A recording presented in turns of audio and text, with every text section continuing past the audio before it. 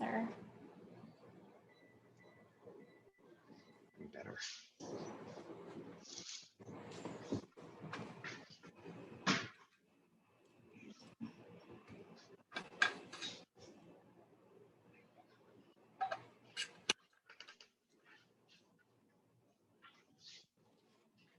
Hi, Heather. Hi, John. Hi, Linda. Hi. Hello.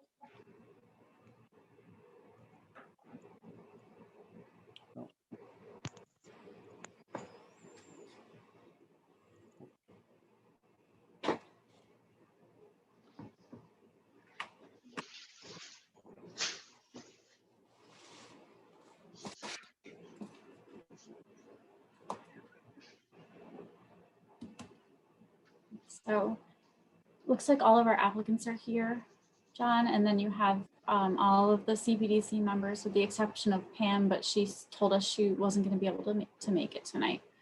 So whenever you're ready. All right. Get started. Yeah, let's call this meeting at CPDC to order. And I'm going to immediately turn it over to you, Julie, so you can go over the procedures for this meeting on Zoom.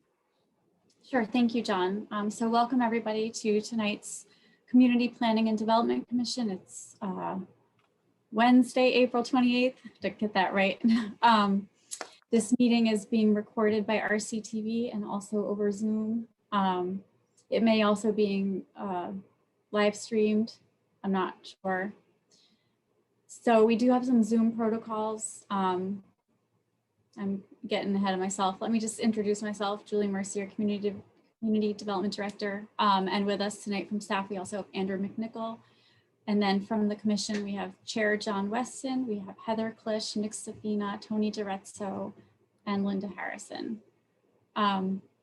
So over Zoom, we do ask that you please remain muted unless you have been acknowledged by the chair. And typically the way these meetings are run is that the commission will have a presentation from the applicant about their proposal, and then the commission and the applicant will have a dialogue. The commission can ask the applicant questions, the applicant will answer, and then the chair will open it up to public comment. And at that time, if you have a comment you'd like to make, you can raise your hand like this, or you can use the raise hand in Zoom. And when the chair acknowledges you, please state your name and address for the record, and then share your comments. So one last Zoom protocol, please refrain from using the chat feature for private conversations. You can use it in two circumstances. One, if you're having technical issues and you need assistance from me, you can chat me or chat Andrew. Or two, if you can't get your audio to work and you need to make a comment, if you've been acknowledged to comment, you can use the chat feature to comment. Other than that, please refrain from using it. So that's all from me. Thank you, John. All right. Thank you, Julie. So let's dive right into it. The first item on our agenda is, well, I'm sorry, before we get into any particular applications, I guess, Julie, I'm thinking about, you know, this is a new, newly approved component of zoning, and there were, I think there were some changes that were made on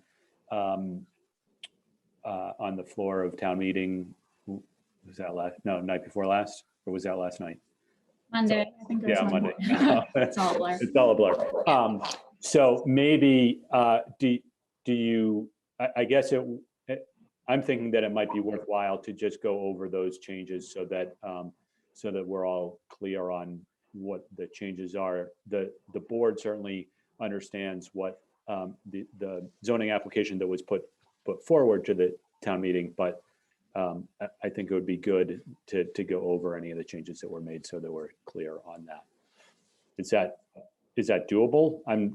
I know we didn't talk about that before this meeting, so I'm not sure we have that. Yeah, that's okay. So I think I remember what ended up getting approved, because there were a number of different motions that were made and they weren't all adopted, but there was So Tony and Andrew and anyone else who was attending, if I missed something, let me know. But basically, there was clarification made to when notification of abutters would happen for these applications. And there was a minimum time frame of 7 days added into the bylaw. So that, which Tony asked at town meeting if that impacted any of the applications tonight, which I stated that it didn't because we advertised and notified abutters for the meeting tonight about 2 weeks ago. So meeting the 7-day requirement. And then there was clarification made about something about the decision of approval. I'm trying to remember exactly where that was. It was added in somewhere. Oh, right. Actually, it was related to that 7-day notification, right? So no decision of approval would be rendered on one of these applications unless that 7-day notification had occurred. There were a couple other motions made. I don't think they were successful. Am I missing anything in your memory, Tony or Andrew? Nope. No. Okay. I was there and you caught it all. There was Okay. one. I will say it might be worth mentioning. There was one that kind of missed narrowly. Was. You're very quiet for me, Oh, Heather. I don't know if that's that yeah, better. Okay, Yeah. yes, sorry. thank you. There was one. I think it's just worth the whole CPDC to know that there was a motion made. I don't have it in front of me right now. It was a motion made to have people who are holding permission to have outdoor dining and commerce to come back every year for approval, and it was defeated. It was defeated narrowly, and the thing that is probably worth mentioning to everyone is the spirit of it was wanting an even clearer recourse if there were unintended consequences of a decision and approval that was made. So I just think it's worth mentioning that was on almost 50% of the people's mind there. All right, that is good to know. So I just, to add to that really quick, if I can, John, I didn't think that suggestion was entirely without merit. And we did add a condition into some of the decisions that applicants certify with staff every year that they're not changing anything, and that they can still comply with the conditions of the decision versus having it come back to the full commission. But that's something that we can talk about as we go tonight. Okay. And that was an idea that Andrew had. So he gets the credit for that one. all right. Good job, Andrew. All right, so now let's dive right in to the applications. The first one on the agenda is for outdoor programming at Tread on at 13 High Street in, well, it says 6 Linden, but right, this is just about the High Street location. All right. So Lori, do you want to sort of go over what you plan on doing and Sure. just give us an idea in your words about like what the plan is? Yes. So we had a meeting Zoom a few weeks ago and not everyone was on there. So I'll kind of go back to go forward. So our 2 Reading locations were closed for an entire year. No money, no PPP, no loans, 2 small breaks for this location. I'm at the mill right now. No break for our Linden Street location. Our only location that was open was Winchester, and it was open 20%. So because of that, obviously everyone's trying to innovate and keep their businesses open. So Winchester came to us and said, you have this huge green next to you. We want to offer you the green and you can host outdoor classes. So we were able to do that, which was great for the time that the weather allowed. But when the weather didn't allow, obviously, 20% of paying rent in 3 locations was not anything that we saw above water, right? We were below water for the entire year. So what we did was, or what we were hoping to do is keep our outdoor classes so we can grow the Reading locations all over again. Because now that we do have all 3 open, because of the size of the locations and the rules of gyms and studios, we still are only at 20% each location. And what we decided to do, because most of our employees are from Reading, is we kept everyone furloughed and now everyone is back on, whether they're teaching one class or 5 classes. We have not decreased anyone's pay because unfortunately everyone has people to take care of at that point. So my goal is to be able to host outdoor classes at the same time we're doing indoor classes. So it's like we're not at 20% just on Saturdays. So that's really our goal, is to keep somewhat of our momentum going. And, you know, hopefully once August hits, I think we all saw that we can eventually take down these panels that we've built for all of our spaces and allow more people in.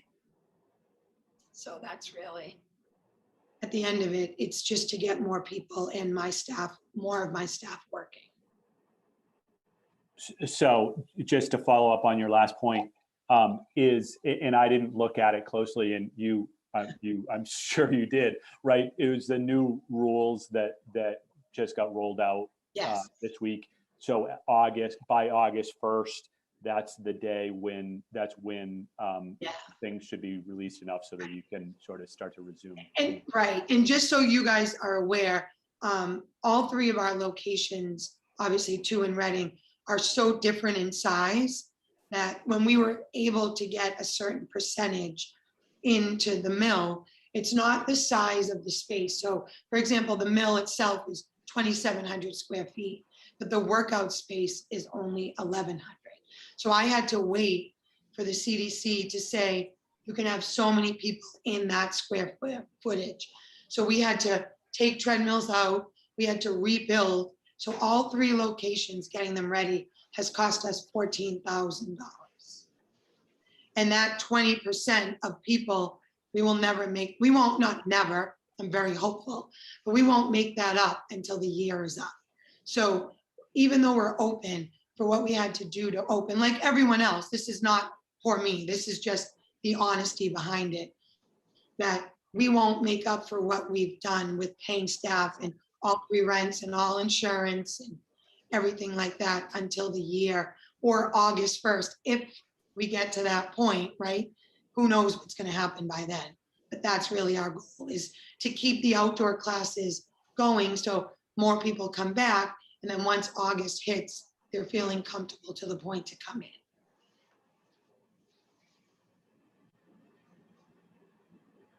I can't hear you. Sorry. Oh. So let's talk about sort of the layout and everything. I do know, right, I saw an email back and forth about use of the mill.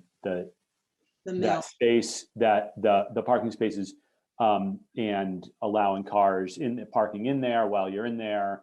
And right, I think there is still some. Right, so we're only doing Saturdays from 7 to 10.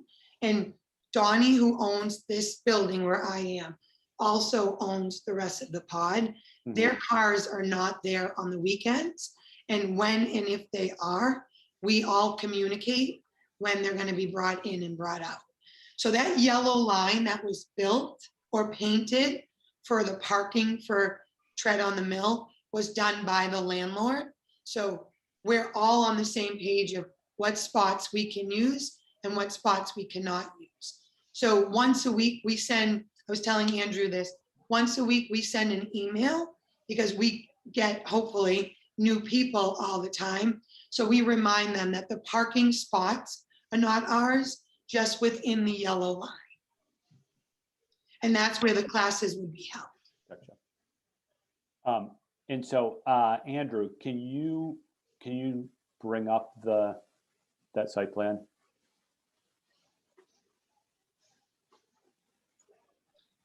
Sure can. So this is the area Laurie was describing. The pink spaces, and Laurie, please correct me if anything I say is wrong, but the pink spaces are the parking spaces utilized by the abutting businesses and landlord.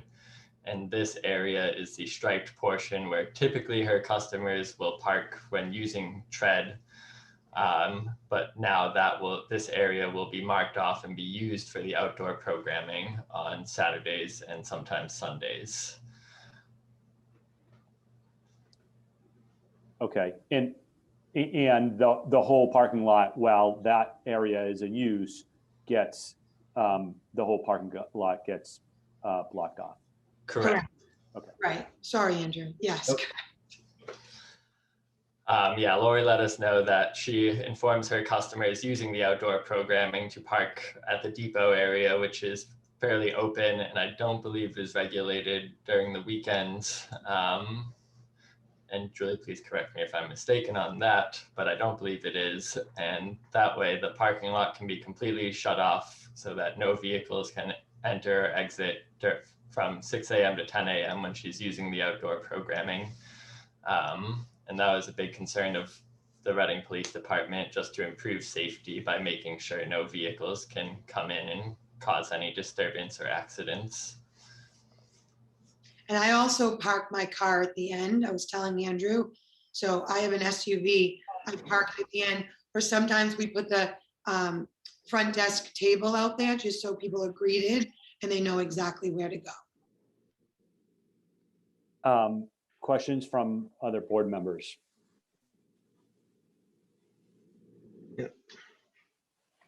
So you roll out the gear, the equipment during the class? Is that what happens out there? Yep, so we use weights or we use bands, and everything is, if you, I don't know if you can see me, but if you look, Andrew, go a little bit more to the left with your pointer, down. Yep, right there. So that's our weight room door. So we open that door and people are able to come in, grab what they need, walk out, and then we wipe it all down and bring it back in. Remember when we first did this building, we were saying, hey, what if you left those overhead doors in? And we did. We did. They're just behind the other doors. To think about long term. But you'd play the music and everything as well out here? We use I'm a not sure what it Sonos. is. Yep. I'm sorry, you do what? A Sonos. It's a Bluetooth Oh, yeah. speaker. Yeah. Okay. And there's no microphone. So your class, right, just led by your teachers' loud booming voices, Right. right? Okay. Yeah. Is that a negative? You just said that. No. No, that's a positive, right? Because you can only be so loud, right? Yeah. With a microphone, you can be a lot louder. So Just so you're aware too, with parking, a lot of our participants will park at, we call it tread 1, but tread Linden Street as well and walk over. So the train, obviously that is usage, but we have 6 spots, as you know, in front of 6 Linden. So people park there and walk over as well.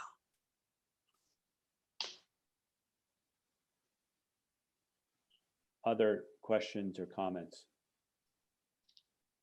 Well, I'm just curious. I mean, 20% capacity inside does not sound like very many. I'm just curious what the max size of classes you can have So I have are 12 inside. people. 20? 12. 12, yeah, okay. So when the mill opened, because of the square footage of the room, the mill is what we're talking about now. We had 13 treadmills and then 13 participants. So they were switching spots. So we were at 26, and then any ground, we call them ground classes, that they're not using the treadmill, we were up to 40 with waitlist. So now we're at 12 people per class. So really what's happening, and it's a joke, but it's not, I'm 46 years old, I'm teaching 1 million classes just to get these people in, and it's not something I can continue to do, you know? So having more instructors work, but at the point of 12 people, I'm paying my instructors more than I'm making. Yeah. We don't repeat the age outside of this meeting. No. So what I was telling Andrew and Julie is having 15 people out there is, you know, even though I'm paying 2 instructors, 1 will be me, and I'm not paying myself at this time. So it really does make a difference to add people in and be able to take a class card from them, so they have to purchase more classes. Because that's really what's happening, is it's taking our participants longer to use their classes, so they're not buying as many, right? Like if you go into a restaurant and they only allow you to have one drink, the bartender's not going to make as much money, nor is the restaurant. So that's really what's happening. So I'm just looking at the limitation on this. It says only Saturdays and Sundays, 6 to 10. Yeah, because the liquor store opens. Okay. How many classes can you get in there? 3.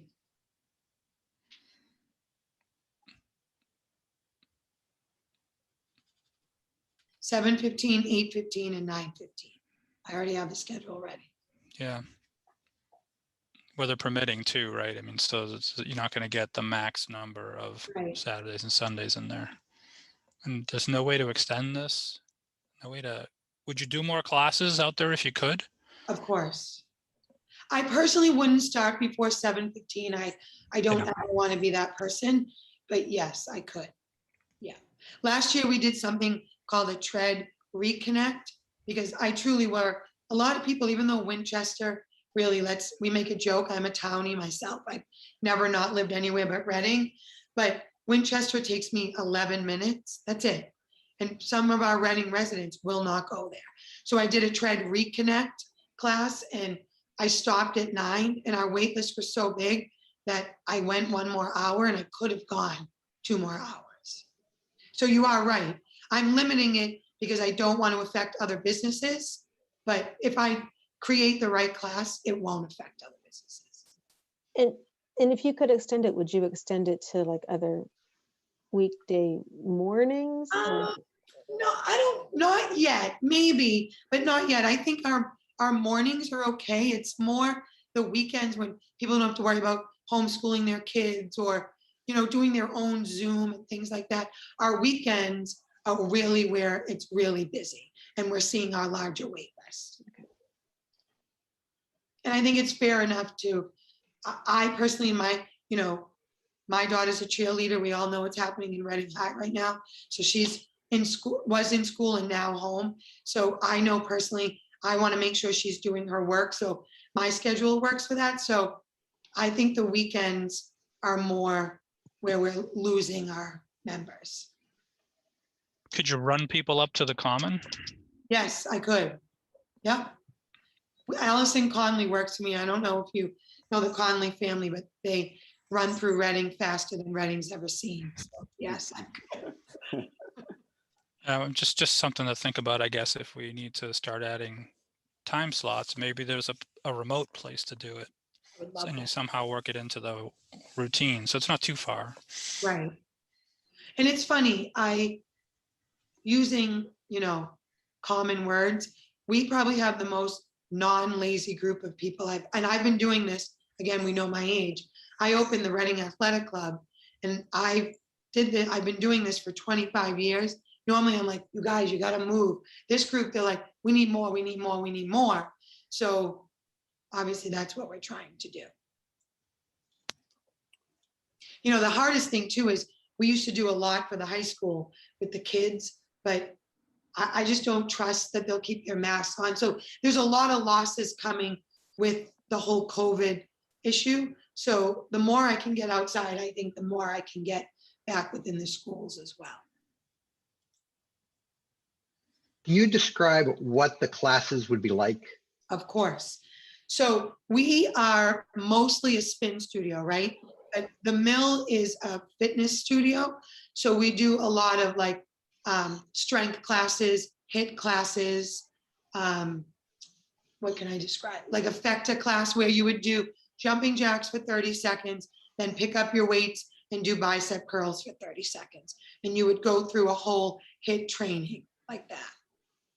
And are the weights solid weights, or are they plates? They're solid weights. We have no plates, no machines besides treadmills. The only problem I'm having with this is the Sonos music system. Have you ever heard of Sonos Move? It's not very loud at all. So we used Sonos virtually until our platform came up with a virtual, and a lot of, you couldn't even hear, you can hear me breathing through it. And that may be the case, but you've got 3 homes right behind you and 2 apartment buildings on the other side. And the town does not allow music outdoors. Okay, well, if that's the case, then I'm not sure why we're having this call. I mean, I don't understand. I mean, can I get a music permit? No, the town bylaw prohibits the use of sound other than in a transaction with the customer. But there was an issue with this at the baseball field with some of those semi-pro leagues or whatever it is that's out there. And I thought they were permitted to do that. I also got some clarification on that from Jean. And she said that it was really meant to more prohibit like grocery stores from like advertising like blue light specials and things like that over like a loudspeaker over their parking lots. It's not really, I don't think it's really intended to prohibit Lori from using a Sonos sound system outside.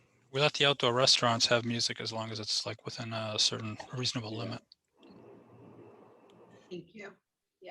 My issue though is what's a reasonable limit? The reasonable limit for one may not be the other. If you're trying to sleep on a Saturday morning and you've now got music playing behind you. Well, the music isn't directed to other houses. The Sonos is in that weight room, which is connected to the liquor store right there. Yeah. So are you saying that where the first row of cars is, they couldn't even hear the Sonos?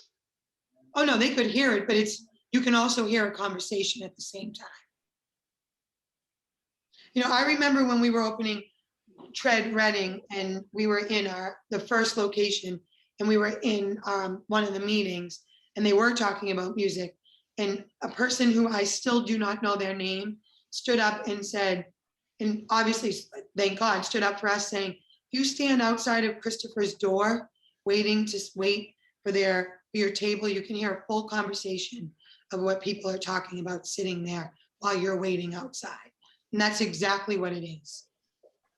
Every part of this studio is soundproof 12 inches beyond than what it's supposed to be. We do above and beyond what we're supposed to do as business owners in this town. And I would never do something that would disrespect our neighbors or our abutters. I haven't yet in 6 years, and I wouldn't now. And as a town person, I appreciate it. I like when businesses try.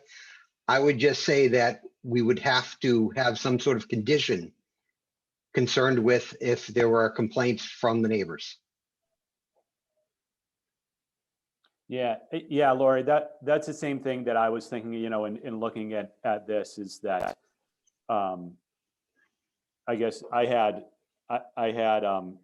three questions. One is, right, maybe it is in the decision, but right, it said spring and fall or something, but I think we need to have probably specific dates, or maybe those dates were added in and I was just looking the wrong place, Andrew. So that was one thing. The other you talked about with the parking, I sort of understood that, but the third was that sound system, and I what I would be fearful of is that we approve that, and just as Tony said, right, for whatever reason, the neighbor, it's not working at 7 o'clock in the morning for the neighbor, and it's too loud or something, which you could probably work out, but we want to make sure that there's a way that we sort of ensure that collaboration and figuring out how to make that work. So some condition where if there's a complaint, right, then you need to come back and see what you can do with either lower the volume or, come back and either to this board or to town staff and work on that, on the noise, the volume issues.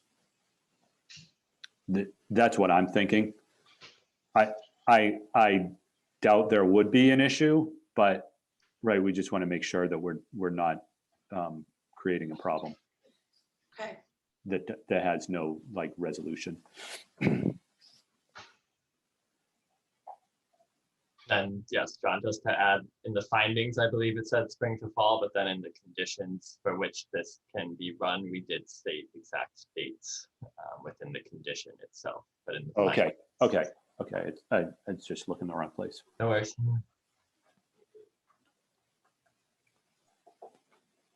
Anyone else with thoughts, comments on this, either in the board or elsewhere?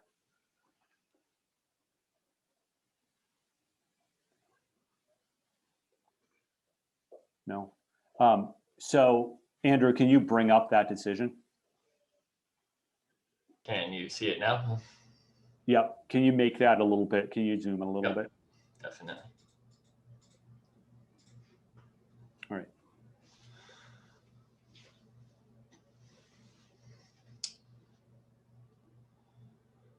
So this is everything we received from Lori. We did receive a few images that I can also share. It's just of the site itself in the area.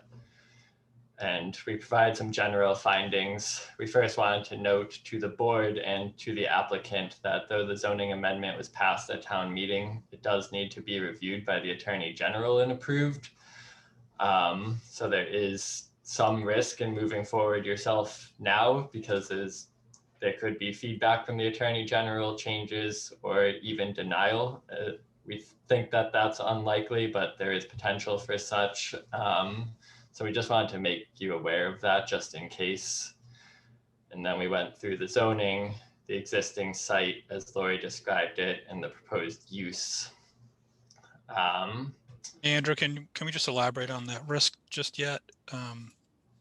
If we approve this tonight, she can move forward tomorrow, right? She just might have to stop if the Attorney General says, no, none of this applies. Correct. But we can start. Yes. Okay. Yes, That's fine. I also would like to add that I think it's exceedingly unlikely the Attorney General is going to overturn Right. zoning. And for Lori's particular case, right? You're not buying anything that you're not making an investment that you wouldn't have already with. I've already spent too much money. Right. So right. Yeah. No, you're not at risk if they say, oh, No, not can't at go all. No, forward. You just thank like, you oh, for that. No. thanks, but yeah. So. And so I do believe as well, and Heather raised the address before the meeting as well, those amendments approved at town meeting, I do believe they actually take 7 days to be formally approved. Julie, I don't know if you happen to get. Yeah, I do know about that. So again, it's like at the local level, there's I think it's like a home rule. It's in the charter that technically most actions that happen at town meeting aren't effective for 7 days after the close of town meeting. And again, it's a similar caution, just like the Attorney General caution we put in here covers a longer time frame than 7 days. It's just all in that same at your own risk caution. Okay, but just so you guys know, our schedule goes out 6 days before. So I wouldn't be going outside for another whole week anyway. Okay, since Saturday's already booked. Great. And so Lori and I were chatting about the layout and dimensions of the area. If I can just pull up the plan. It's not exactly detailed on here, and I wanted to make sure that if I did label this, I wanted to do it correctly. But from what I can see, there's about 11 parking spaces here at 9 feet wide, which about runs to the end of where her parking ends. So we can call that 99 feet or 100 approximately there. And then if we're looking at 12 feet maybe per car, which is probably a bit more than what each car does, we have about 36 feet here wide for her area. So it approximates about 3,600 square feet of outdoor area, but I just wanted to make sure that the board was aware of that and agreed with that estimation before I put it in. Works for me. Nancy Toomey did this for us. We had a few drawings done to see the best way with our landlord, the best way to see for treads parking. And she gave a few different ones, but this is just the one that worked the best. So I can. So just so I understand, the idea is to have 2 indoor classes with a limited number and then 1 outdoor class at a time? Is that what Who's you're just trying said to- that? Nick? No, so right now we have on Saturdays, because we have to do 30 minutes in between per CDC rule. So that also allows us to have less classes. Okay, So, and the people cannot clean the equipment, we have to clean it. right. So I have front desk people and a cleaning person that does it. So we start, actually, this schedule's right here, so let me- so on Saturdays at the mill, we have 8 o'clock. Then we have 9:15 to 10, and then 10:30. So I teach 2 in Winchester, and then I drive here and teach the last 2 here.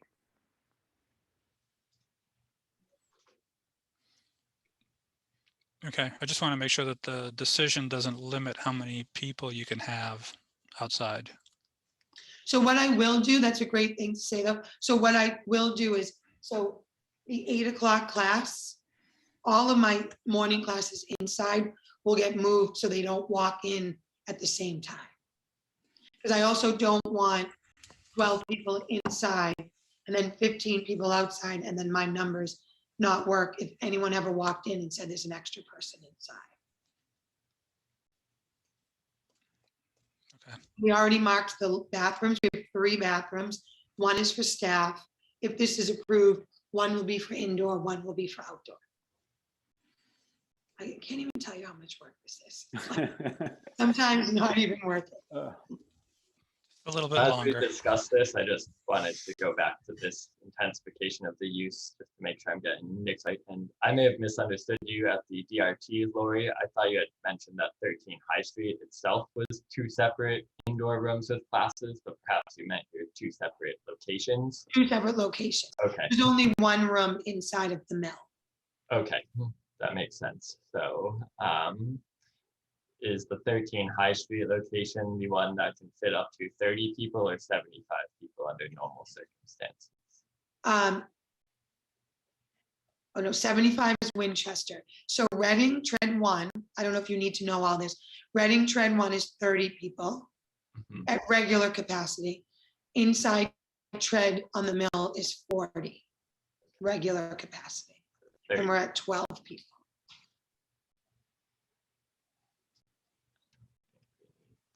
I'll throw on track changes.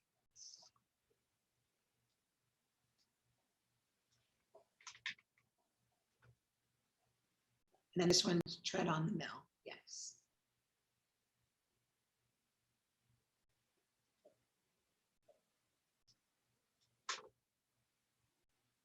Is that my understanding that Tread can occupy up to 30 people normally?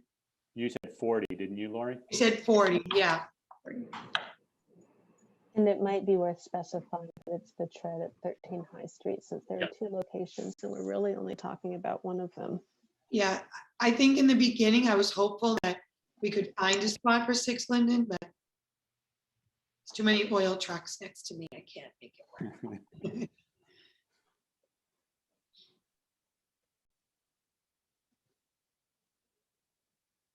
You want to call it Tread on the Mill, so you know, it's up to you. The Tread is fine.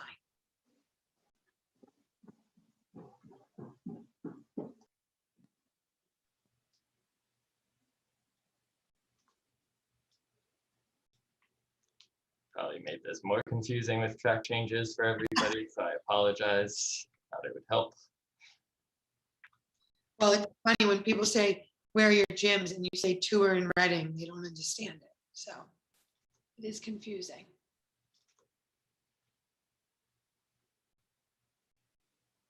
And I hate to be niggly, but as long as we're doing this and the numbers are important, where it says that the location could occupy up to 40 people indoors, do we need to say it can occupy up to 40 class participants? Is that the number that we're, because I'm assuming there might be other staff there too. Yeah, and you're right. I don't want to get ourselves into unintended trouble. It is class participants. No, I like that. That's good. That's an excellent point.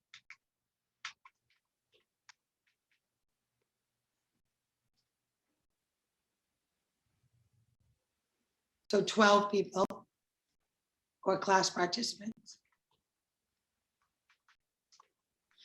So I don't know if any of you have been in the mill. If you haven't, you probably should. It's beautiful. But one of the things that we did do was, obviously everyone was looking for plexiglass, right, at the same time. And we wanted to make sure no matter what height you were, once you got on the treadmill, you were covered at all different levels. So we couldn't find 7-foot plexiglass. So we ordered it from California. And it came shipped and walls were built. So everybody has an individual box of where they are inside. And now that they're getting rid of the mask mandate outside, the reason why we chose 15, Andrew, as you know, is because of the 6 feet apart. So they'll still be, we have a cone for each person. When they sign up, they get designated to a number, and that cone has a number on it. And my front desk staff will set up the cones so they each know where to go. But I'll go back to Nick's point. Do we really want to put in limits at this point for participation on the assumption that things may change in the next month or two? That's what I was about to ask, and I'll just scroll down to our condition. Well, what happens if it does change? I can't change it automatically. Not if we put it in the findings Just don't that want you are somebody, limited to 15 people. yeah, just don't want somebody to say, well, you can only have 15 people here. Yeah, you might want to just say, let you can fill this space, right? What you do.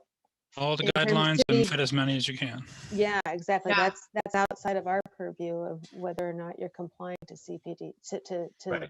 CDC. So I just yeah, want to to make sure that COVID the stuff. condition works, because when There's so many talked Ts. about the zoning, we didn't want to allow more than what would normally be available to the site. Right.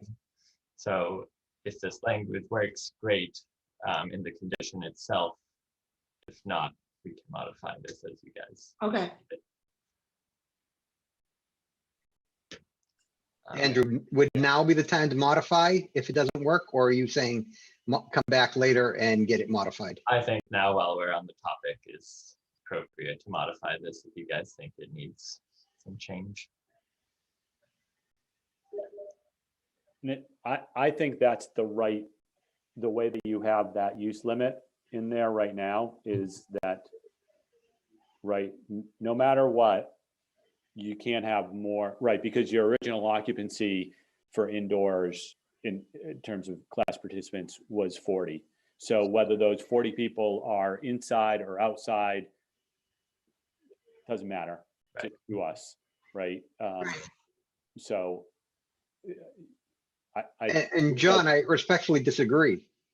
The whole reason that we passed the entire ordinance was to allow flexibility during COVID and after COVID. right. So if Tread on the Mill can have an outdoor class that's not impacting neighbors, and they want to run a couple on the weekends outdoors and still have a full indoor class after COVID is gone, I don't see the issue. Well, it's parking Well, issue, right? Well, there really isn't on a Saturday. We have the whole thing. Is she exempt? Is she within 300 feet? That's a good question. But I would say also, we specifically didn't want to permit an intensification of the use through this process. And that's why I say through this process, I don't think that we can increase, allow an increase over 40 people. I will tell That's you. a good point. That's a good point. And John, I will tell you guys this too. Even before COVID, the amount of people coming in and out gives me such anxiety, not knowing who's looking at who's walking to your car, not paying attention. We always did a 20-minute break in between classes anyway. So the 10 minutes is a little annoying with the COVID, but when and if we can go back, it still will be 20 minutes. So they won't be more than 40. We never had, even if we did an outdoors, they were never at the same time.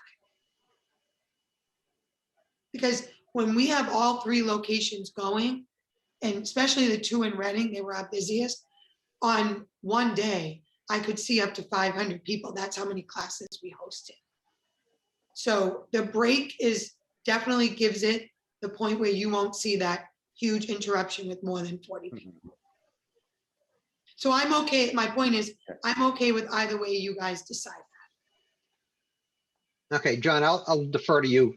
You're right. We do not want to increase the expansion of Right. what is utilized. Okay. Right, and I guess I would say on that, you know, Lori, if it turns out that you can, if this all works fine, and it turns out that you can and want to have more than 40 people on site because of indoor and outdoor, then I think that there's no problem with it. I just don't think that we can use this process. I think we need to do a typical again. minor site plan. Yeah. Okay. I will scroll back up. I think August 1st is great to think it's going to happen, but it's not. Gyms are a lot different. And I'm okay with that, as long as we can get a little bit more each month, each week. But gyms are a different enemy when it comes to COVID. They just are. I wanted to clarify really quick that with the, Andrew, can you go down to the dates that we had? They were on the screen. Where? Yeah, while it was there, I just wanted to clarify because I don't know if that came from Lori or if that was something that we put in, but does April 1st to November 30th sound like the season you want? Well, we're already past April. Normally, I would say May. I think May 1 is safer, weather-wise. We have been outside. Last year in Winchester, they let us put a tent up. So we stayed under the tent until literally the snow was falling under it. So I like that. I probably will not go that late, but if it's okay, Julie, I'd love to keep it that late. But I guess I'm going to suggest that you keep it as at April because, Next year, you know, not next year, if you get it, if you come back to Julie and to Andrew and get everything like, yeah, there are no problems, and you get the okay to start in April, and then, you know, it turns out that we have some crazy April that's really nice and you want to do stuff outdoors and you can program it, then, you know, then we wouldn't be restricting that. Okay. Right? There's no way you're doing anything before April 1, right? This is New England, so it's not happening. So, Right. Right. but you know, Not in Florida. April, the middle of April can be nice. Right. True.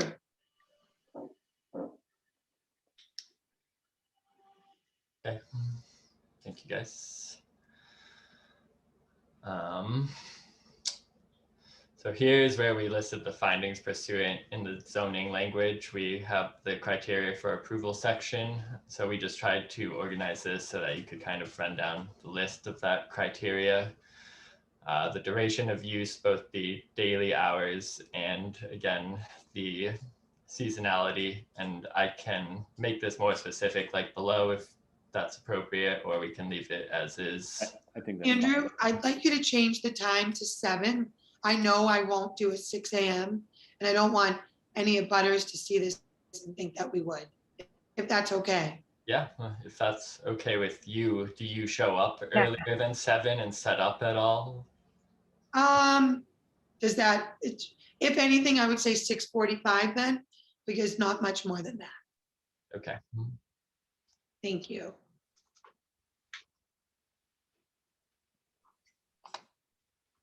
You know, it's funny when you own a gym or work in a gym, I get up every day at 4 a.m. I'm at the studio before 5. This morning we had no internet in Winchester and I called Verizon. They don't open till 8. That to me is like a full day. I'm like, why isn't anybody answering? So 6:45 is late for me, so I like that. Okay. Well, if your classes are 7:15, it gives you a half-hour setup Yep, for just moving a few weights outside and setting up some cones.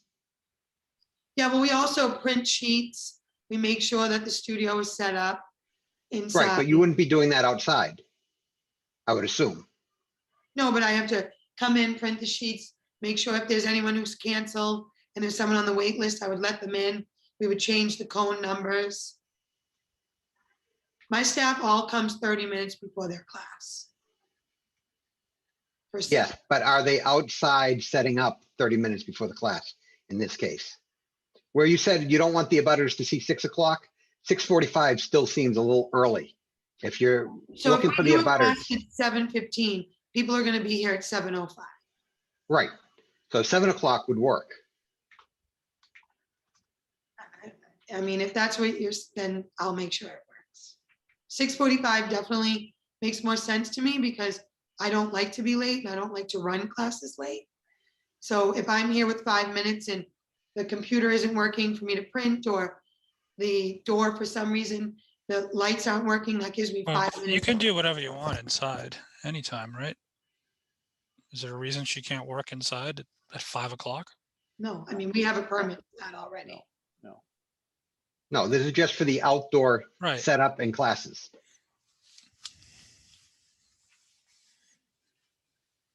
So I can get as specific as 7:15 for outdoor, but I think if people are showing up, I would like to say 7 personally. Yeah, I'm thinking, there's a sweet spot between alarming abutters and also being realistic, so that if somebody says, whoa, what's going on? You're not supposed to be out here before 7 a.m. I guess I'm thinking, Lori, it's kind of up to you. If 6:45 is the realistic time for people to be outside and setting things up, that's probably what we should say. Yeah, and I will say this, I'm hopeful that you guys already all know this. I don't know a lot of you personally, but we don't have any ill with one person in this town, and a butter or any other business. I mean, I was telling Andrew yesterday, we have done above and beyond. So if one person comes to me and says, you're loud, then I'll change it. I've never not done that. 6:45, me getting everything ready, I don't think that I'm gonna make noise or make it so someone is affected by their sleep at 6:45. I personally don't. I mean, if you owned a restaurant, the lunch is at 11, I know they're there at 7 a.m. Like, it's just what it is. Preparing is very important to me to make sure the business and the classes run smoothly all day, COVID or not. And to be honest, Lori, I don't know you, but I live next to an industrial, and I have had issues with the abutting businesses as they continually crept more and more. It was 7, it was 6:45, it became 6:30, it became 6. And so what I'm trying to do is I'm trying to come up with a compromise that would cover you and the neighbors. Because while you're right, if somebody comes to you and you're happy to make the change, but a lot of people won't come. Instead, they will suffer in silence. And at some point it explodes and becomes a mess. Well, isn't the bylaw in Reading 6 a.m.? So we're past that, correct? Once again, we're dealing with the outdoor, not Right, the indoor. no one else is showing up, just me.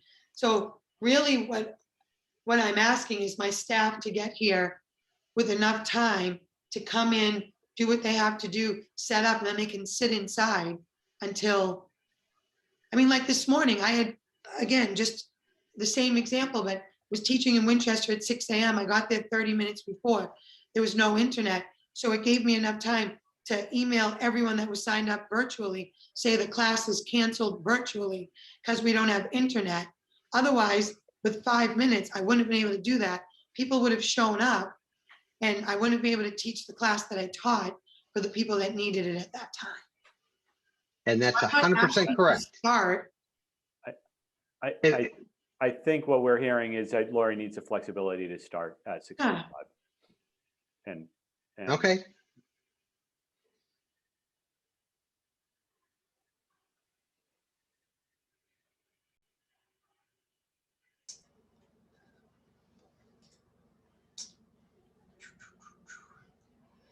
If anybody does see anything that they would like to change or add, please do just shout it out. Is the timing also set up in under the finding A, or are we still in finding? Yeah, okay. It's not in this proposed use, but I can add it. No, as long as it's in the findings, duration of use. Yep. And criteria, that's fine. Yep, and when we get to conditions, I'll modify that as well. Yeah. And the parking, was it supposed to allow for parking during the class? Or is the assumption that there is no parking, or at least no moving of vehicles during the classes? no moving of vehicles. Okay.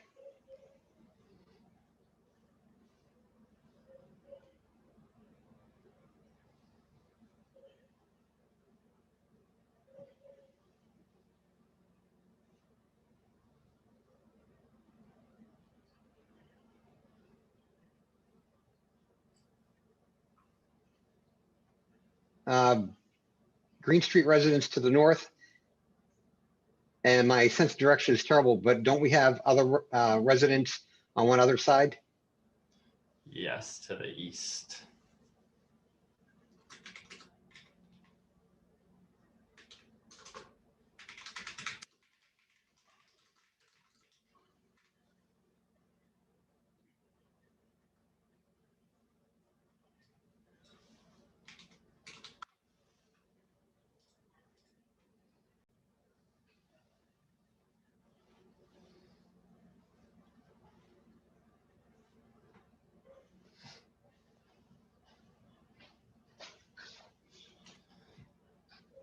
And so here, the minor site plan review bylaw allows for a waiver of parking.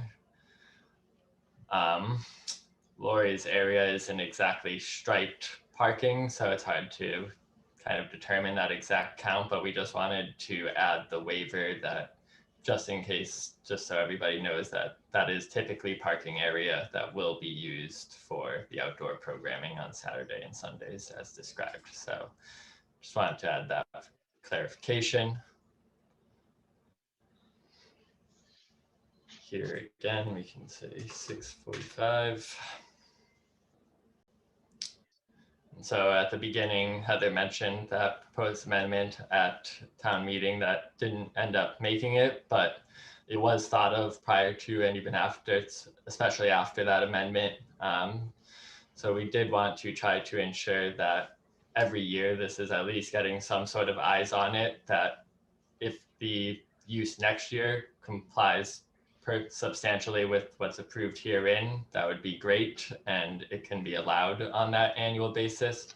Although if there is substantial differences, then that may trigger a modification as described below here, or perhaps even a new minor site plan application. So if there are any comments on that, certainly open to them to make sure it sounds the way the board wants it to. No, it looks good, and I think it meets the intent of what town meeting was looking for. Wonderful. but also isn't onerous, right? Because that's a letter to, right, instead of coming into the board and trying to schedule a meeting and all that. Correct. Yeah, when I saw that, I thought you guys found a good happy medium there. Yeah. It's a Or good better solution. yet, it can be a site visit and we can get out of the office for one. You get a workout. Yeah. Take time and see things. That was my vision. Julie. We wanted to add the condition that the parking lot is closed when this outdoor programming is used, just for that safety protection and for the Reading Police Department to feel comfortable that that is happening and that can be enforced if at all ever needed. this compliance with the decision of approval comes directly from that zoning language that was within the bylaw and approved. And so we just wanted to kind of, again, make sure and reiterate that this is to be complied with as described. And then the modification is the standard modification language that we use in most to all site plan reviews, including minor. Can we add, I'm sorry, I'm going to reference another site plan review, but I think it was perhaps for Bagel World. Where are you going? And I'm not, Lori, I'm not. I don't need the main street. I don't need it. But what was in there, right, was some condition that if there were complaints to the police that weren't resolved, that the applicant would come and work with town staff to resolve the issue or something like that. Right. I just want to have something in there, Lori, is that if, you know. I probably shouldn't say this, but when we did our outdoor classes, the police came and clapped. Yeah. We're very happy we were back. But no, that's fine. Listen, I don't want anybody to have a complaint. I promise you. But that's totally fine. If you want to put that in, John, it's, yeah. So John, you were specifically referring to the noise like Andrew's writing? Yes. Yeah. And Okay. If you guys get a complaint, will I know? Yep. Okay. We'll let you I know. will let you know. Andrew, don't say it like that. We try to resolve things with the business owner or property owner on a friendly basis first, right? Yeah, okay, of course, yeah.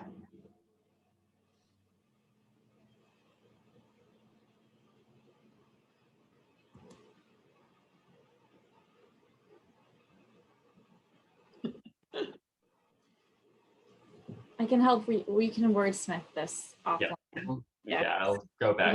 The noise levels are not going to receive the complaints, we'll receive the complaints. But That's, you got the right intent there. Yeah. Yeah. Okay. Well.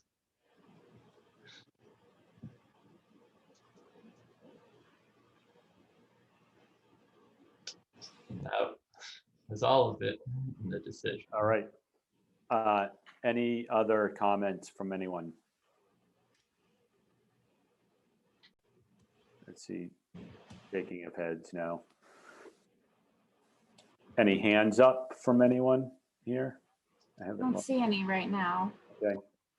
Yeah, I think. We'll keep looking one more time. All right. No. So we would be looking, right, there's two votes that need to be, that we need to make, one specifically on the parking waiver, and then one on the, what do we call this, minor site plan review? Yes, we do minor site plan review decision. Okay.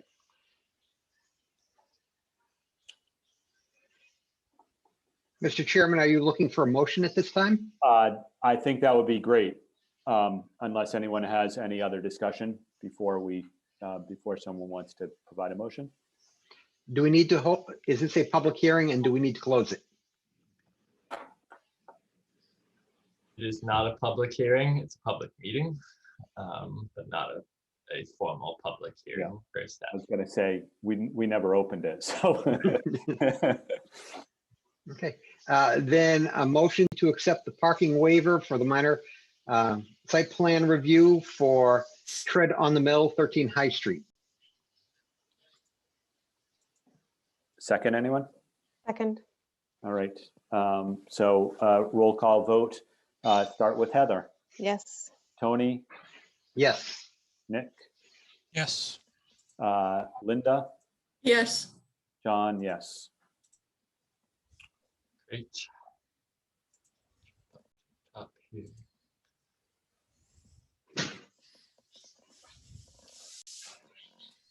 Actually, Yeah, I was just going to say that, take that out.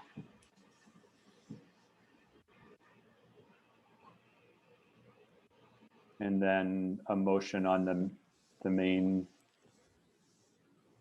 site plan review. Why don't we move to approve the minor site plan review for outdoor commerce dining program or storage use at, this is at 13 High Street, Tread on the Mill. Second, All right, roll call vote. Linda, we'll do it backwards. you're muted. Yes. Yep, sorry, yes. Tony, Yes. Nick, Yes. Heather, Yes. John, yes. All right, so Lori, we will update this decision, finalize it, and get it to you as soon as possible. Thank you. Have a good All day. right, thank you. Thank you guys very much. We'll see you. All right, Bye. all right. Next one is minor site plan review for outdoor dining at Christopher's, 580 Main Street.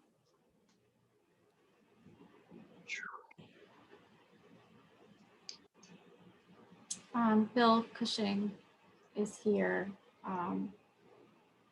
although he's muted and his video is off.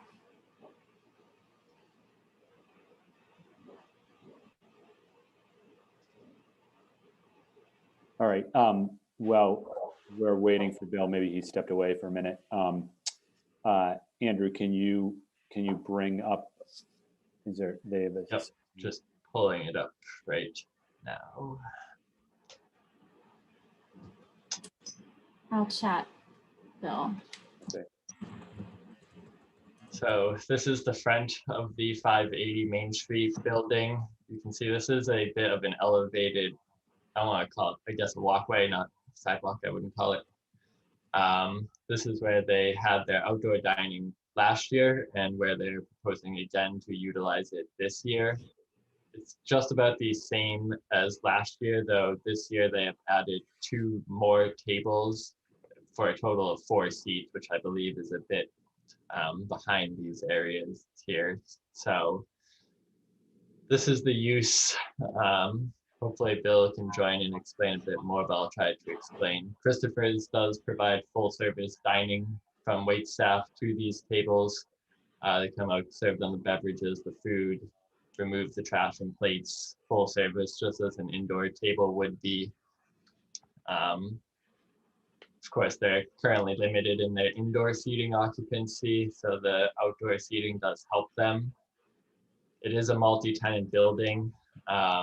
Down here, there's the Kumans site, and then I believe to the right over here is the Bank of America site. Kumans is currently closed right now, and I don't know if they're planning to reopen or not. But as of right now, they are currently closed, and they are aware that this is happening out here. And though they are closed, their door here is still maintained access for anyone who does need to access the site for any reason. And then the offices above in the Bank of America are also, of course, aware that this is ongoing, was used last year. So I am happy to try to answer any questions in Bill's place until he, oh, Bill's here. There he is. I am here. So Bill, did Andrew do it justice? Good Yes, description. Okay. he was correct, yes. All right. And right, this was, you had done the same thing last year. Yes, we did Or- exactly the same. We used the same furniture. As Andrew mentioned, we do have 2 smaller tables, they're just 2 seats each, and it's behind this portion where he's pointing now.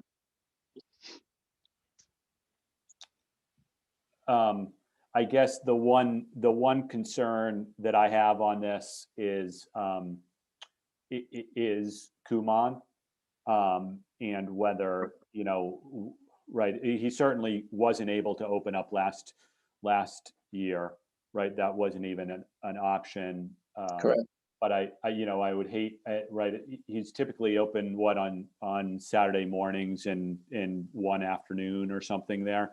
I believe so, yes. And I know you guys do a booming business on Saturday morning. So, I would hate to set up a situation where he couldn't open up if he got to a spot where, he could, and B, he wanted to. So I don't know if you've had any dialogue with him or with the property owner on that issue. Yeah, when we first wanted to do this last year, we brought it up to the property manager. Mhm. He had no problem with it. He spoke with the owner of Kumon, and he obviously at that time had no problem with it. But he's been a neighbor of ours for a few years now, and we have spoken many times. And as far as he was concerned, whatever he could do to help us and vice versa, he was more than happy to do that. And as Andrew said, we do, as you can see, the tables in the front here are against the building, and the tables down in front of Kumon are against the railing. So we leave plenty of room for people to come in and out of the Kumon if they needed to.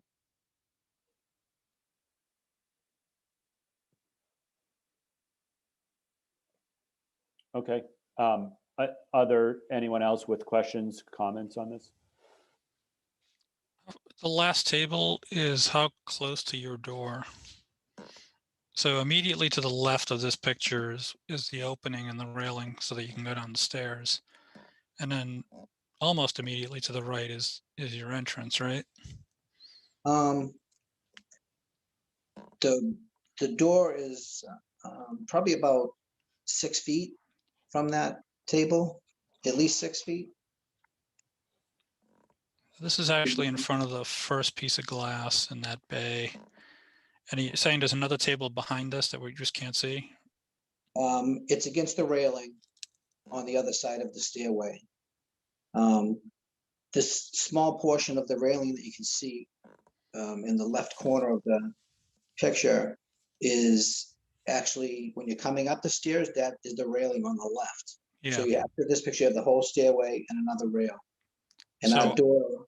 okay, I'm so sorry. against the railing on the right side of the stairs where you're saying that two-person table is? Yes. And it's in between our space and the Bank of America. There's probably a good 20 feet away from the Bank of America's door for their ATM.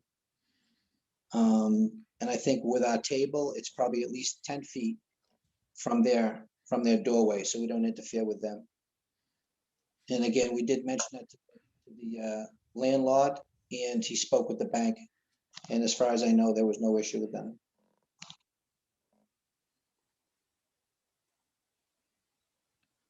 And the two smaller tables that we're referencing now, they're only 2 foot wide, because we wanted to make sure there was more room if there was more traffic on this side of the walkway. So we only took 2 feet of space, which, as you can see on those blocks on the floor, on the ground there, those are 2 foot each. So, and I think it's about 8 feet wide. So there's about 6 feet of space for people to walk into that area. To your door, you mean? Again, my only concern is to maintain the required egress width from that door out the building. Okay. Do we know what that is? So it shouldn't be less than, well, your door is probably 36 inches, so it certainly shouldn't be less than 36. How many people Well, inside?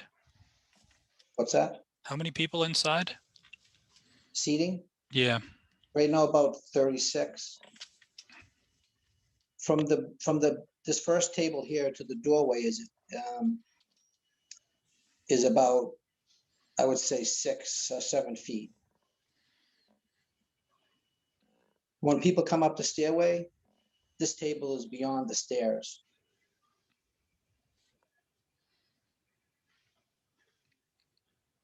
Let's try to pull up a street view if that's a bit easier. Yeah, that's what I'm looking at. How many people are in Kumon at any one time? Do we know? Because I mean, they need an egress. It doesn't look like there's another stair down the end there. So they have to come out their door, come up the aisle and then get to the stair. Correct. My daughter used to work there. I think they don't have more than eight to Oh, 10 okay. people in there at a time. All Yeah, right. it's typically two or three tutors with, 2 kids each, if that. Okay, so usually the minimum is like 44 inches. And I think if you have less than 50, you can reduce it to 36, which is, the width of their doors. So that's what we want to have at least. And you come up that stair and you go to the right to get to your door. The Yeah. chair shouldn't be in the way. The table shouldn't be in the way. Right. If you can see the yellow banner on the left of the Oh stairway, yeah, I can see it. that's where the first table is, in that area. Yeah, okay. So there's all that space coming up the stairs and into the door. And I know last year, we didn't have to go through the permitting process. But I think the fire department, the police, and a couple of other town officials came and actually looked at the site just to Okay. make sure it was wheelchair accessible and things like that. Yeah, that's a tough one because the ramp is on the other side. They're gonna have to go past your door and then come back to it. For a wheelchair to be accessible, they have to go Correct. to the They left do side that. of your door. They do that now, whether we had outside seating. Yeah, just so long as that table doesn't cut into that 54 inches in front of the door. Okay, but I mean, if the inspectors had looked at it, I would imagine that they would have flagged it. Okay, I'm good. Other than the signage, but I'm good.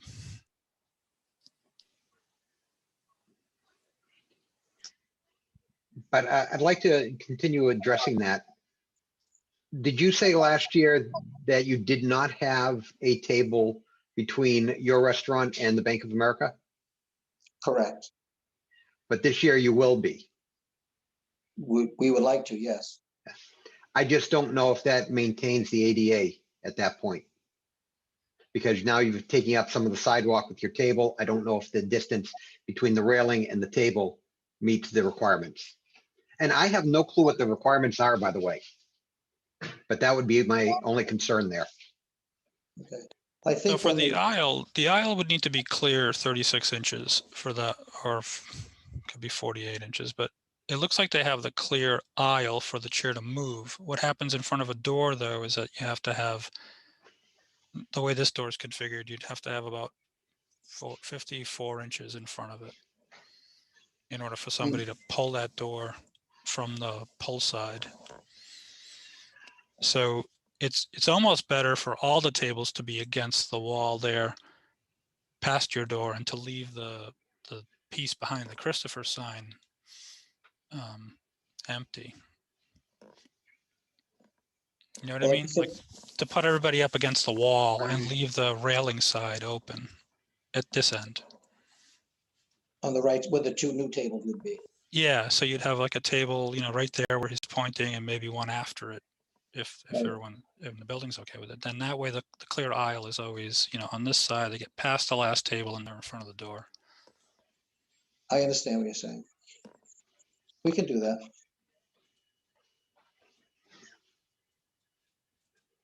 Like I said, these tables on those two new ones that we're talking about, they only take up 2 feet of that space into the aisle. So there's a lot more room on this end than there is on the other end. And I did that purposely just in case most of the bank customers come up another stairway, which is to the right of this picture. Yep. But I wanted to do that just in case some of them did come up that stairway. I wanted there to be more room for people to get by. And I think that works because those windows are all blanked off too. Yes. The first 3 Yeah. bays are blanked off. There's nothing going on there. So neither the tenant nor the customers will be bothered by anybody on the other side of the glass. Yeah.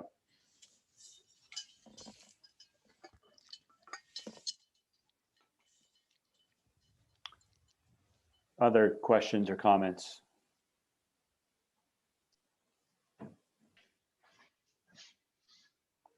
All right, Andrew, can you bring up the decision?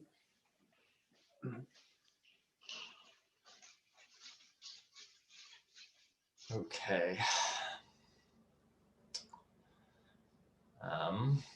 So again, same general finding that was mentioned before, just so everybody is aware on the Attorney General validation of the zoning, the existing site conditions, and not everybody is aware, but there is some parking spaces in the rear. I counted 5 on the aerial, but Bill, if that number is wrong, please correct me. But there is some parking in the rear of the site.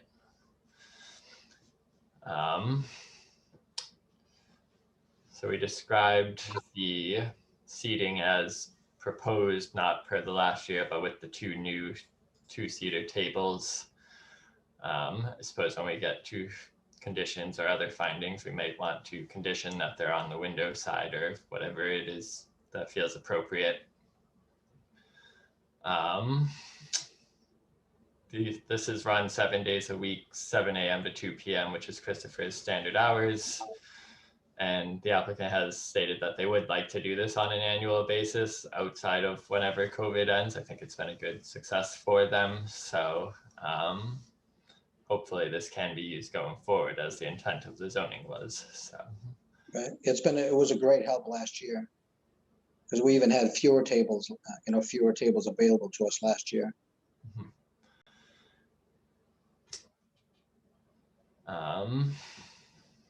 So obviously nothing in the driveway or parking is being changed. We did try to note that the 2 public lots are pretty close in proximity. They are enforced and regulated by the town, but they are there if anybody isn't available to park at the site itself. And then again, the intensification where normally Christopher's can seat up to 70. Right now it's about 40, and the outdoor dining as proposed is about 24. So. And really quick, sorry to interrupt you. I think we should not put the regulations of the public lots in this, since those regulations could change. Okay, that makes sense. You can put that there are public lots for sure. Just don't put the regulations. Okay.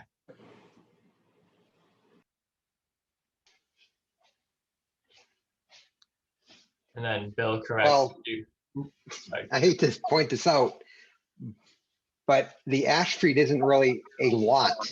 That's on-street parking. That's still part of Ash Street.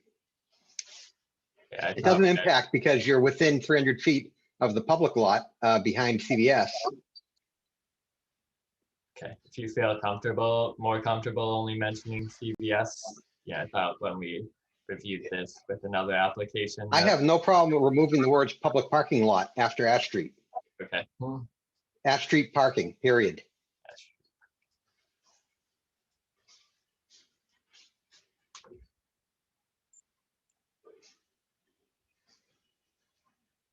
Thank you. Yep. And I have a question about that intensification of use section that you just reviewed with us.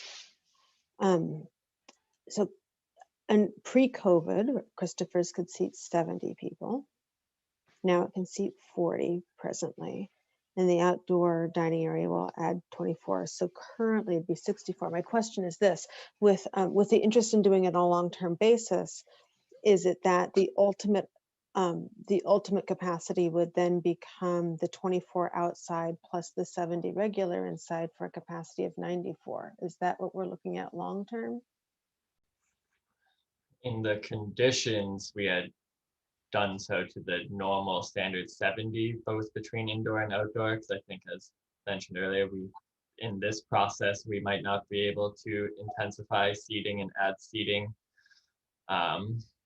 Though they are within 300 feet of that lot, that would trigger additional parking requirements normally. So I don't think, again, that we would want to intensify through this process.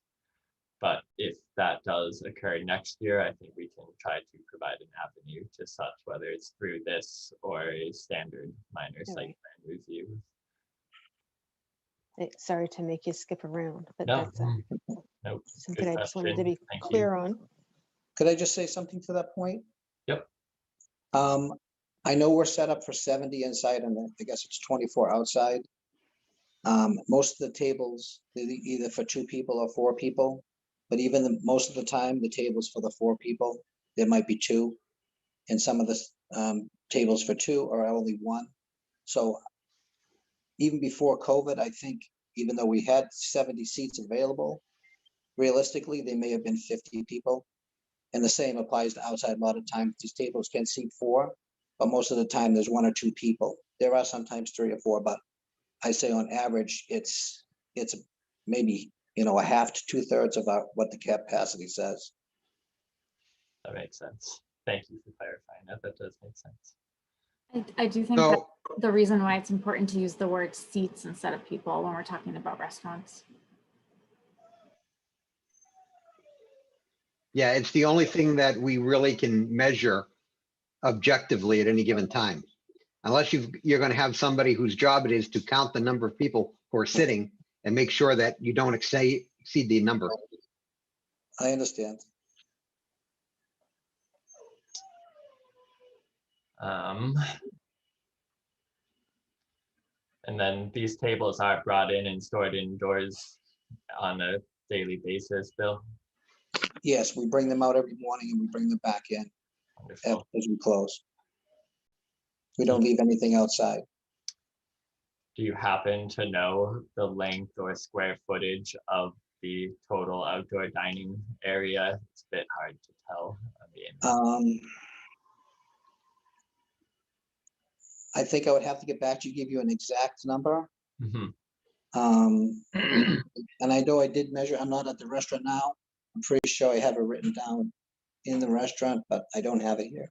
I could always email it to you when I get back into the restaurant.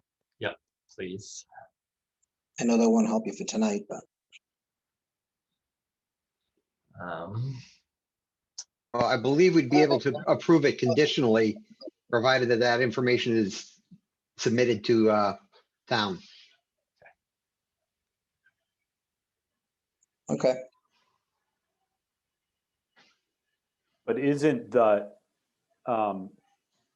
relevant component here is not necessarily the size of the area, but the use will all remain, this expanded use will all remain on the elevated, is it called the elevated walkway? Yeah. Right, we don't care what the dimensions are, but just that it's contained within that area. Yeah, I couldn't go beyond that area unless I went into the parking lot, which Right. we don't have any intention of doing. About 60 feet from the Kumon end to the Bank of America first window or so. So if it's 8 feet wide, that's your square footage. It's like almost 500 square feet. Okay, well.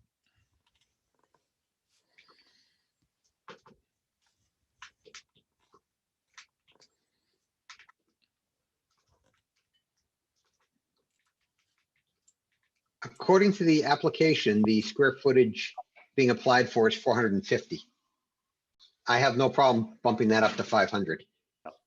Yeah, I just measured it off of Google Maps, so I was just roughing it.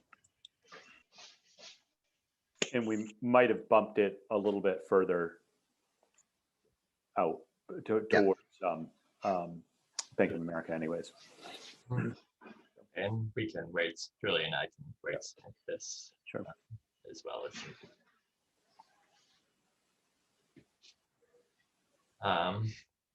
And just to throw in for Bill, they did add screens on that metal railing system so that if the sun is bad, customers can pull those screens down.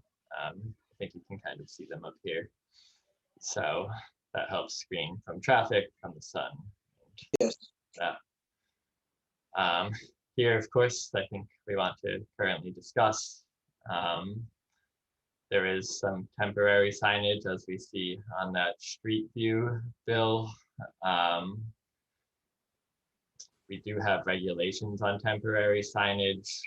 I would have to go back and see exactly what can be applied for in terms of zoning. You are allowed potentially more than one temporary sign as you have up, but there are some size limits and duration limits to temporary signage in the zoning bylaw. Okay, My objection to it, by the way, is just that it's messy looking. I mean, the thing is loose, it's not taut, there are different colors and everything. I have no problem with what we're doing for people to get outdoor activities, to get them more notice, because I think that's a good thing, right? And if some of that is signage and some of that is some other, banner material or whatever, I'm willing to listen to that. It just looks so messy. yeah, it is with the wind, and we've got it attached, but it is a constant stretching it out and trying to keep it in place. So yeah, it's occasionally it is wrinkled up. We do try to keep it as, as flat as we can, so it looks better.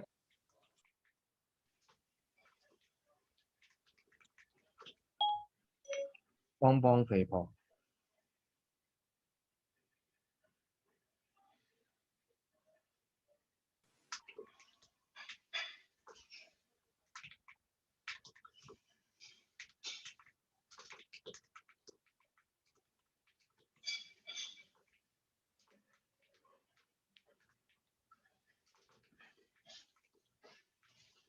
I know, again, that could probably use some wordsmithing, but is that enough for the CPDC to feel comfortable with that? Yep. Okay.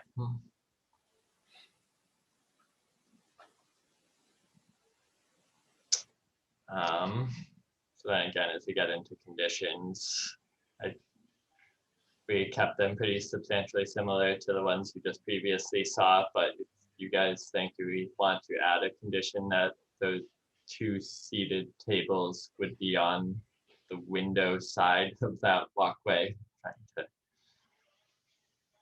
No, I think what you should say is something like that the seating arrangement will maintain all egress and accessibility clearances.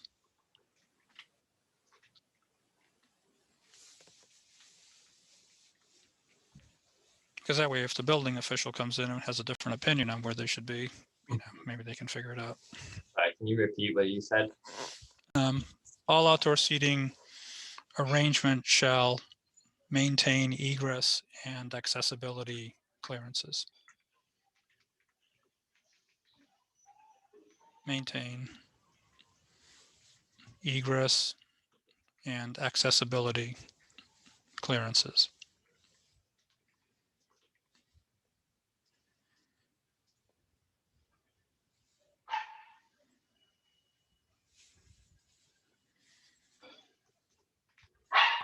I would change all to the, yeah.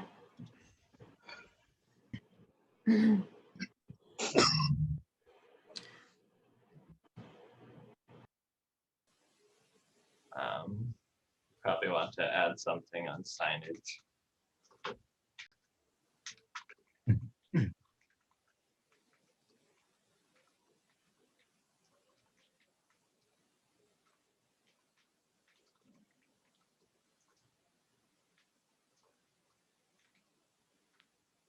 I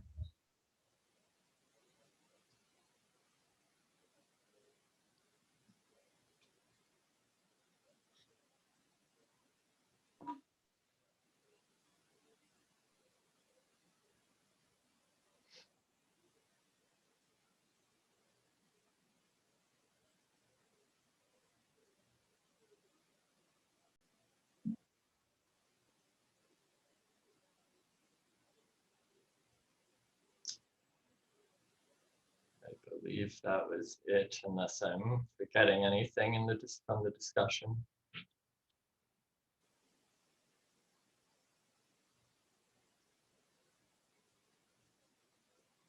No, it looks good to me. Me too. There was no waiver associated with this, so I believe we can, when you guys are ready, feel All right. So any other comments or questions either from the board or from anyone? And do not see any. I don't see any virtual hands up or real hands up. All right. I think we are good to move ahead with this. Okay, so I'll move to approve the minor site plan review for outdoor commerce dining programming or storage use at 50 Main Street for Christopher's Restaurant. You mean 580 Main Street? I do mean 580 Main What I Street. thought I heard. I thought I had a second location. Second, All right. Roll call. Any further discussion? No. Okay. Roll call vote. Start with Heather. Did you say Heather? Yes, I did. Yeah, yes. Nick, Yes. Linda, Yes. Tony, yes. John. Yes. Great. So we will get you this decision, final decision, as soon as we can, Bill. Thank you again. Right. I appreciate it. Thank you. Thanks.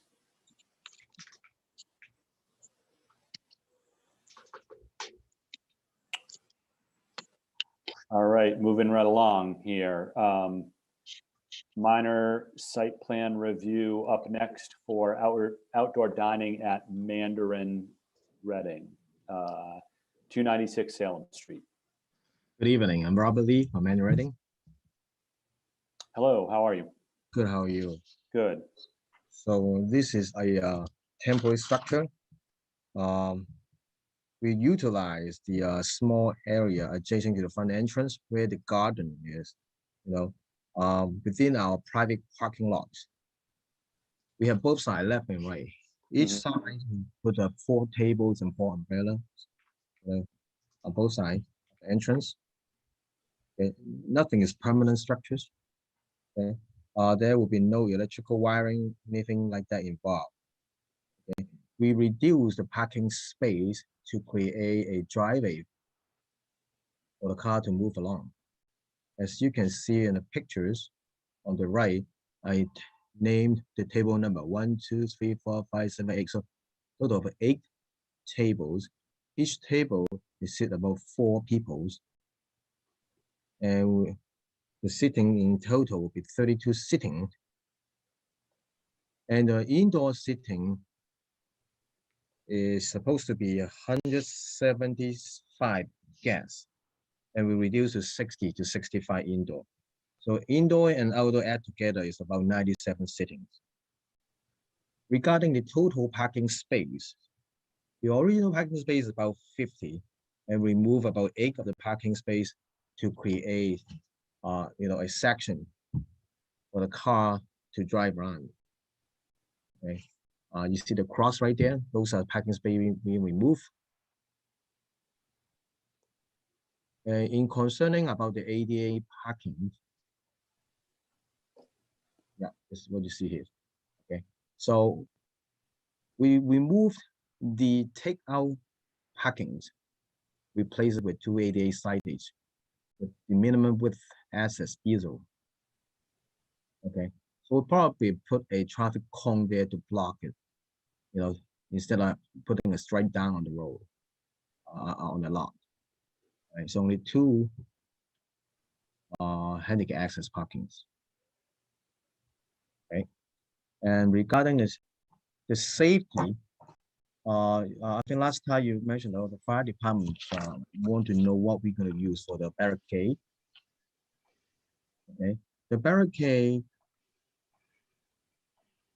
we're using the 45-inch post, 10-pound base. Those are used for work zone along the highway. The 100% impact system. The UV inhabited resist fading and high intensity reflective stripes. Okay, those are industrial and scientific grade. We use 5 of them. Okay, to separate. I think if you the latest photos I email you tonight. Exactly. Thank you. Thank you. See this how this is?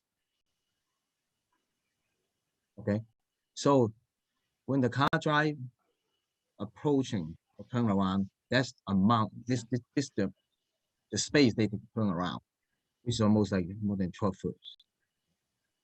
And as you see on the left, where we do the enclosure, the black planter, each of them about 200 pounds. We put about 200 pounds of sand in there.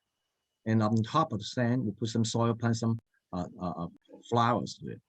And they all connect with a weather treat, pressure treat timber. They're 12 foot long each. They're 4 by 4. They're construction grade. Yes. Okay, on each side, identical, left side and the right side.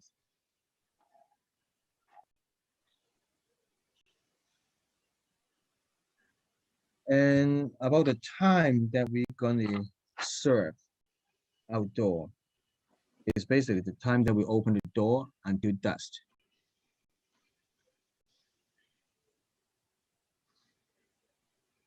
When the weather permits.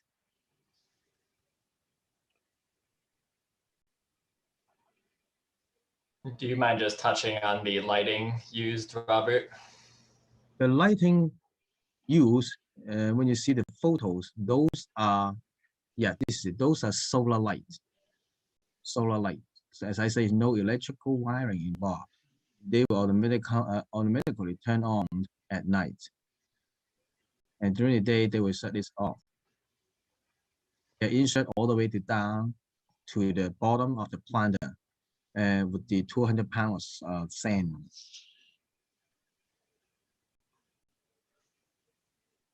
On the table, when the umbrella open up, inside the umbrella, there's some, solar light also. We think about add some table lantern. Again, it's everything solar or battery operated. And this is basically what we used last year.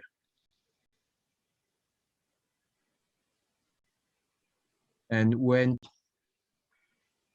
at night, when it get too cold or too dark, and customers feel like walk inside or go inside, they can choose to go inside rather than sit outside. So these are temporary.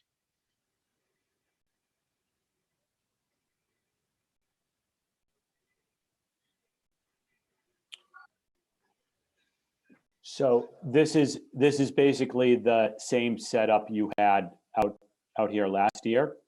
Exactly, sir. Okay.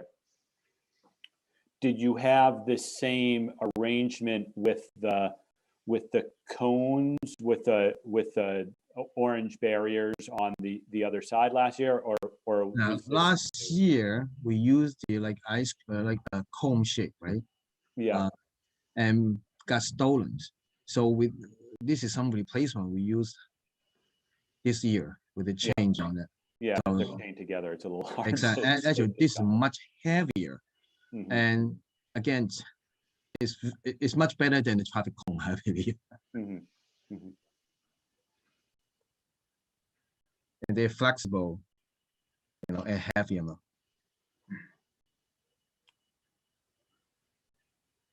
So, questions from the board?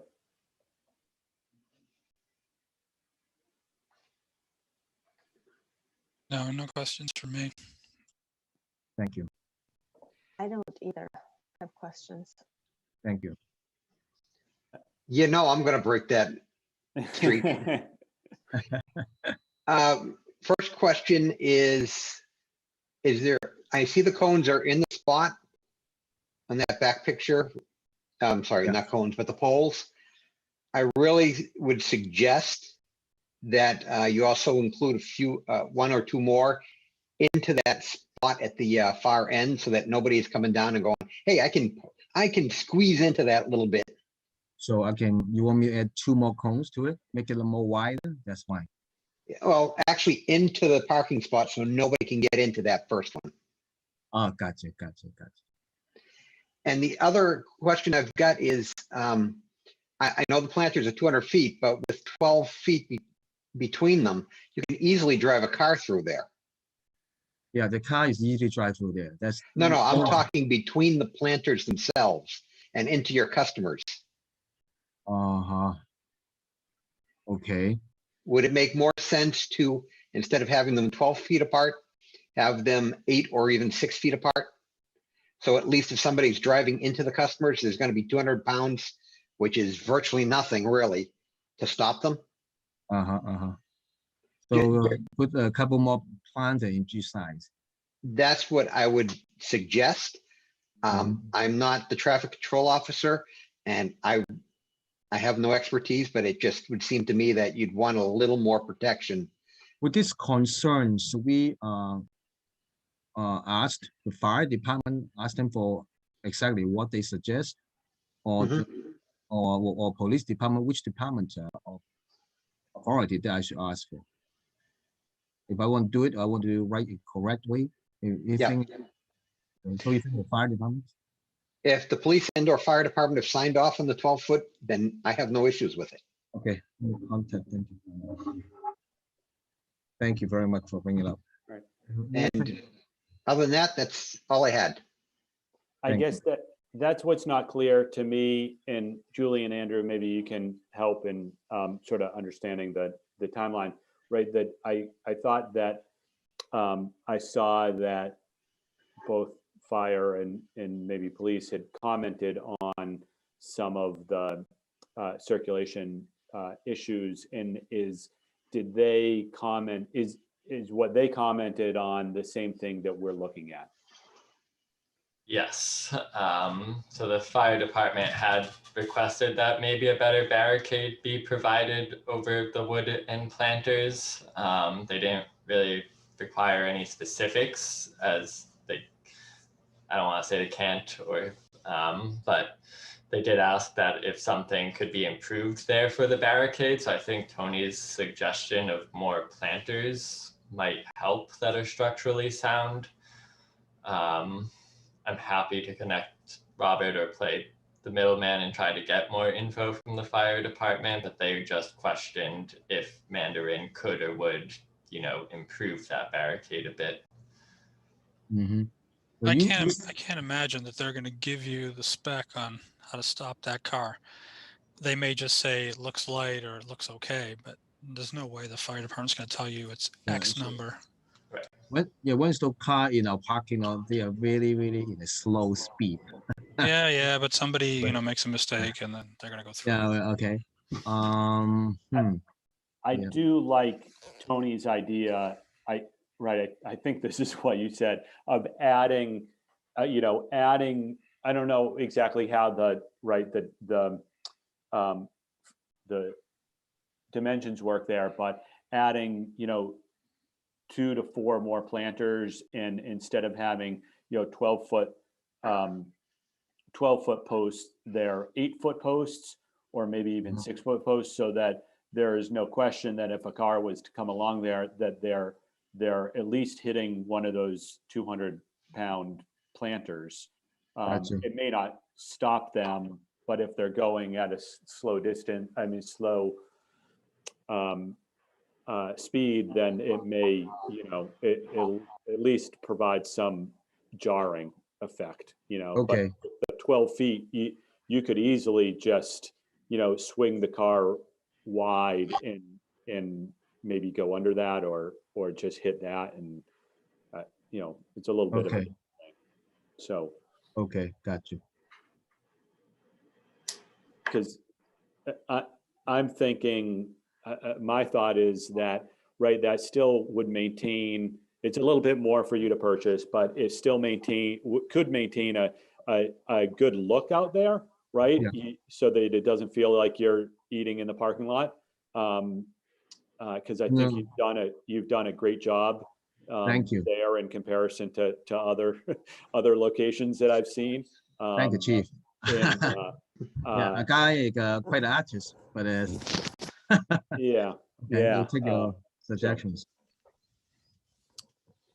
Okay, so beside this barricade, anything else that would be the broad concern that we need improvement for? All right, I'll ask it again. The solar lights, is there actually a switch to shut them off, or do they just shut off when the light comes up or the batteries run out? You talk about the umbrella or the lantern? The lamp, the post. The lamp. The post. The posts are Yeah. strictly solar. They don't require battery. they will shut it off and turn it back on. We don't need to worry about no time or anything like that. I didn't know if the shut off would at 2 a.m. It won't shut Or- off during the night. It won't shut itself off. Okay. It will stay on until the sun comes, rise up.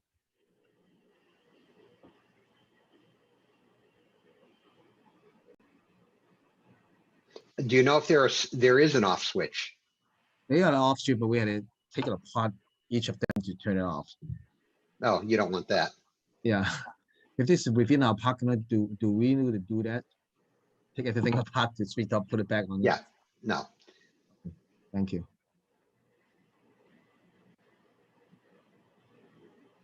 Because if I remember correctly, aren't there houses behind the parking lot? There are, Tony, but Oh. the fence in the background seems to be taller than that lamppost. Yeah. Okay. those lamps Can't are pretty- imagine the solar they're lamp is too making high. much light either. Yeah, True. it's very dim light. It's like 25, 40 watts. It's not very bright. So I think about add the table lantern to it, so removable. I mean, you can move around. But you Kind say, of like it. I like the light on too. This stuff's going to be out there all night. And the cones are out there too, so maybe it'll keep people away from it at night. When it's Okay. quiet, when it's shut very down. minimal light, it's not very bright light. It's not like a flat light type of light, like decoration. Yeah, it's low enough light that you feel like you need to add additional light, the additional Yes, lights from underneath Exactly. the umbrellas to be able to eat. So Yeah. That's true, but they do have a mast light like right at the entrance, which lights up that area nicely too. yeah. There's some lighting when the business is running. There's enough lighting in front to add to it. Right. No, I was just suggesting that isn't adding, that much lighting to the. Right. And because these tables and chairs remain outdoors, Julie and I didn't know if there's any concern if these should be secured with sandbags or something with umbrellas that could potentially blow in the wind or anything, as we've all experienced on our own porches, I'm sure. But so we didn't know if there were concerns or if Mandarin did secure these in any way. Yes, with the umbrella. Okay. When the wind blow too strong, we don't open it up. Okay. At the end of night, we always shut it off. Okay. Now during the day, do we open it up? We don't. And when the customer, approaching, then we open it up. And then once we open it up, we stay on until at night. We, put it off. When it's too windy, we can see it, we can feel it, and we go shut it off. If something too windy out there, we know when the customer come in, we ask them to prefer outdoor, indoor. The door is open. It's too windy out there or too cold out there. Then we see customer inside. So it's one of the options. So we know what happened out there. They had sandbags on them last year, it looks like. Yeah. Okay. But what does happen to the chairs? Do the chairs stay out at night? Yeah, they stay out at night. Chairs and tables stay out at night. Last year, same thing. And there wasn't any, well, right, you lost the cones, right? The Yeah, cones only got the stolen. cone, not tables and chair, not the umbrella. It's just the cone. And you didn't have issues with the chairs blowing around, or No, it's only no, the no. April winds making the chairs blow around on my backpack. Yeah. I mean, the people stole the cone probably for bicycle or for ski or roller skate or something. Just some kiddo, I guess. Yeah. Other than that, it is a very nice neighborhood. I mean, people know around. I don't see any problem with people stealing tables and chairs. I would be concerned with those blowing around if we did have one of our July thunderstorms potentially. So Again, if they thunderstorm, we usually just everything shut it off. Nobody sit out there anyway. Yeah. No, but the chairs might blow around if they're left open like that. Okay. I mean, the choice is yours. If you don't mind a chair being blown into one of your windows.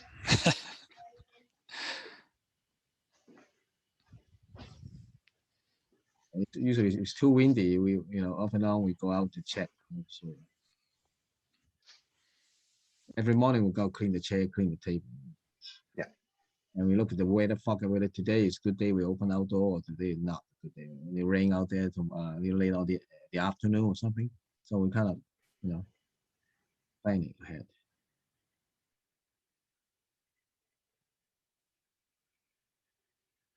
And right now, dine-in sitting is not that favorable anyway, you know. So it's not full house in the back and full house out there. It's not like this situation. We're still doing a lot of takeout instead of dine-in, so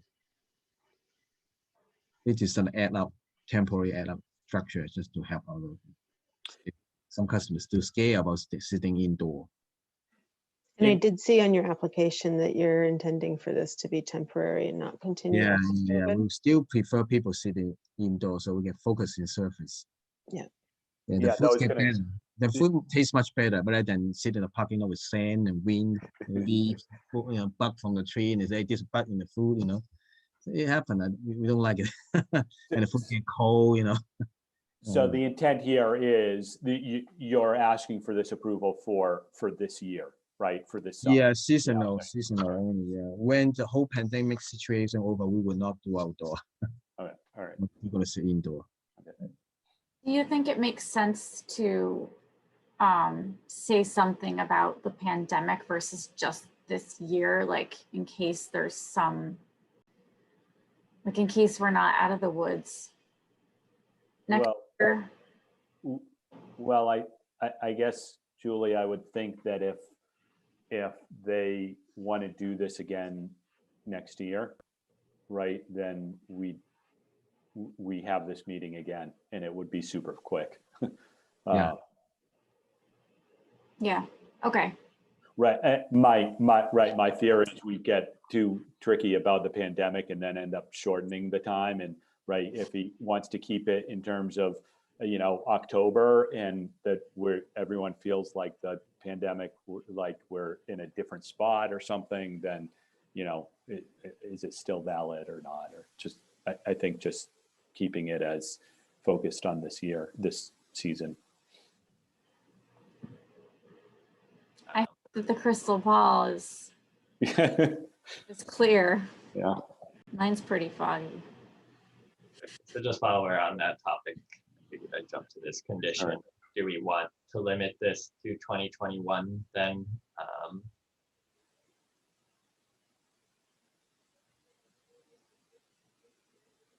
Yes. Yeah, I think we do. And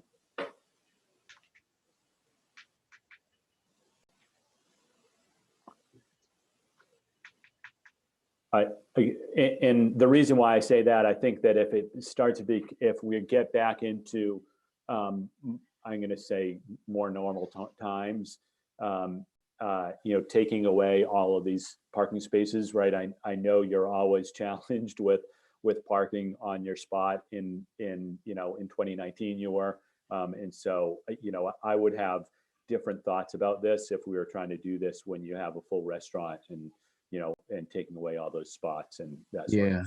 So Yeah, I think it's fine. I think it's fine this year in this sort of condition, but I would think about this differently in once we're back to normal. So. Right. Then we may wish to modify this just to say that a new application would be submitted, shall be submitted next year. If Yeah, the applicant desires. Yeah. Yeah.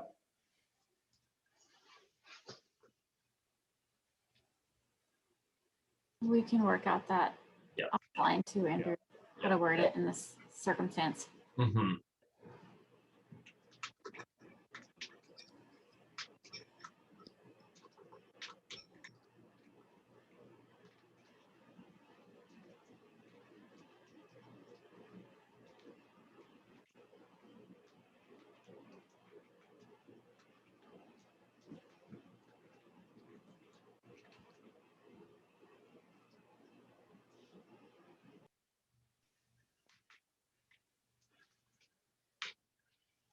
That's good.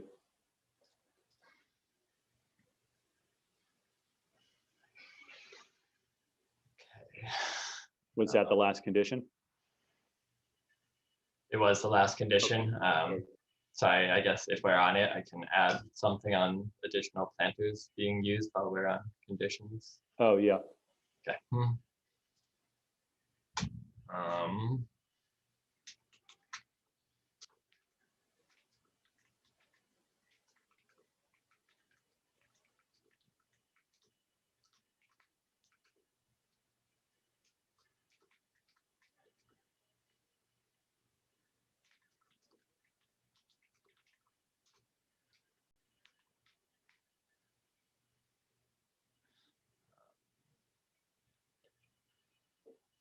I would say every 8 feet, and it's going to depend, you know, if you want to go 6, and going 6 might just be easier because of the math, Right. you know, because of the space. But Yeah.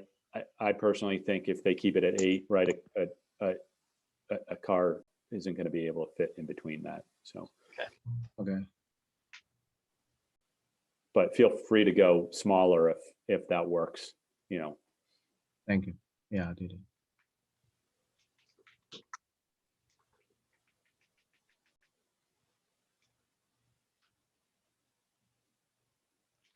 Julie and I can work on this. Yeah. Better sound that.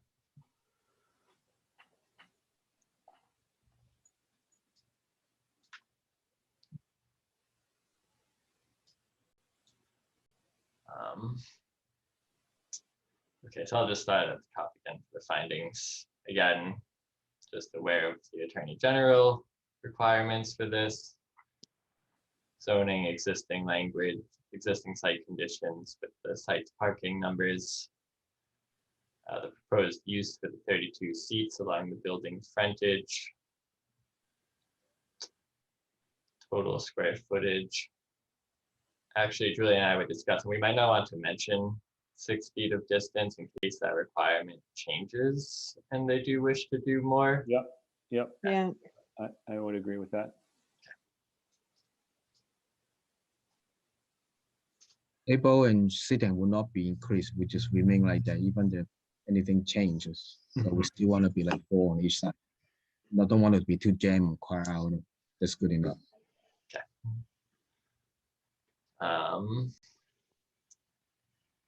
Try to describe the lighting that's being used. And Mandarin's hours. Andrew, hold on. Yep. I'm not sure you want to have that right where your cursor is. I'm not sure you want to have that tables with seat no more than 4 people each. Okay. I don't know how you guys feel about that, but if a family of 5 wants to sit at a table outside. Oh, and it's the same thing, that those are, you know, those are public health requirements that may change. And I think Mandarin should have the flexibility to do what they're allowed to do by way of COVID requirements. Yeah, thank you. I heard is that right? In May or in August, we possible we change to 10 per table maximum. That's Someone what I told me. heard on the news last night. But even outside, you know, 4 tables each side, it happened that 8 people come in, the law change, we just put 2 tables together. Yeah. We're not adding more tables and not adding more seating. It remains the same 8 tables, 4 on each side. That was a good catch, Julie. Thank you. Thank you very much.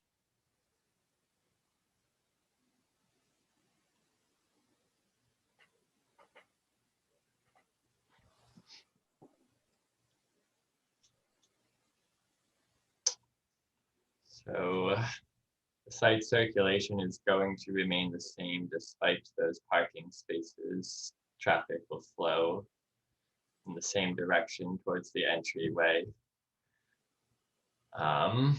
Try to describe the parking that's being utilized for this, 4 that's being used within the dining area, and then another 4 that are being closed in order to provide that circulation and safety distancing from vehicles.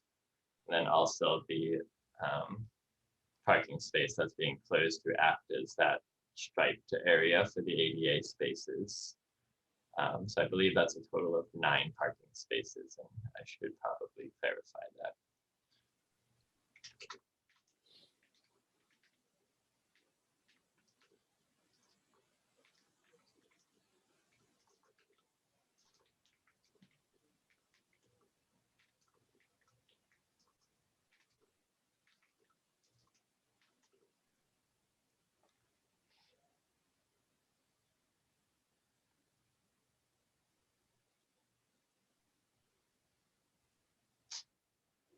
You know, Robert went over his typical seating versus now, and then the outdoor seating limits currently.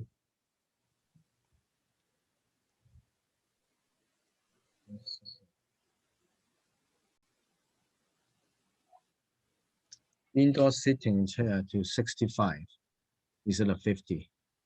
Restaurant can sit up to 65 people inside. 65. Yeah, 65. Thank you. 32 plus 65 is 97. Yeah, 97. Okay. Thank you. Thank you.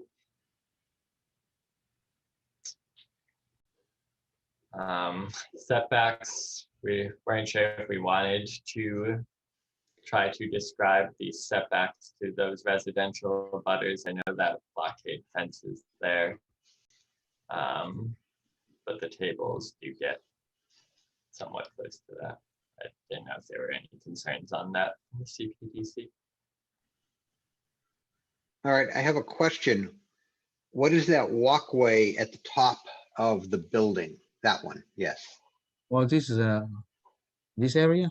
Yeah. This area, just a walkway, driveway. You know, some neighbor come from the back. They come from this route going to across the street, and we have a couple employee park their car over there in the morning.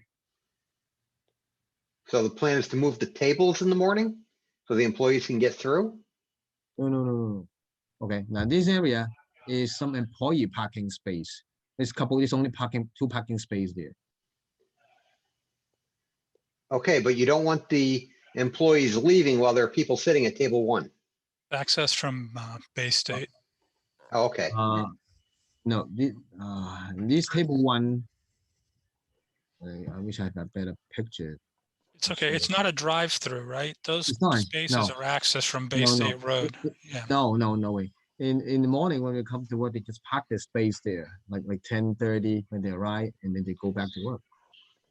Okay, and they, when they finish working there at night, everything closed, and we work out. It's just the bartender park over there, and they are the last one leave the restaurant. My point is you don't want anyone pulling into those spots from the main parking lot while you have customers eating at table one. No way. Yeah, that's not, I do remember this when I think you revised your whole building, we had a long discussion about those spaces and how you, right, this was right up 10 years ago or something, and how those were used and that it's, you know, first one in, last one out. Yes. You can't get no customer would be able to get in there. No. Even if they wanted to. No, it's only two spaces. The bartender and me park there. Yes. Right, but not while people are eating. So No. the bartender's there all day, or All you're day. there all day? No, all day, yes. Okay. Nothing.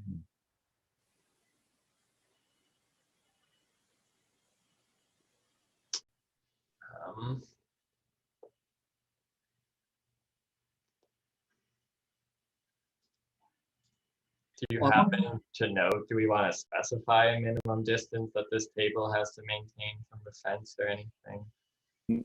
Now, can you go back to, you're still showing the map. Oh, sorry. Well, actually, the map shows well, because you've got the Bay State Road, which is at least 25 feet.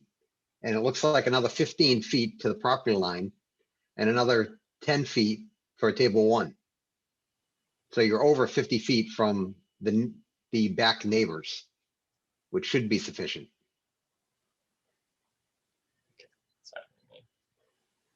Yep, that's what I was noticing on that map too. That was actually really helpful.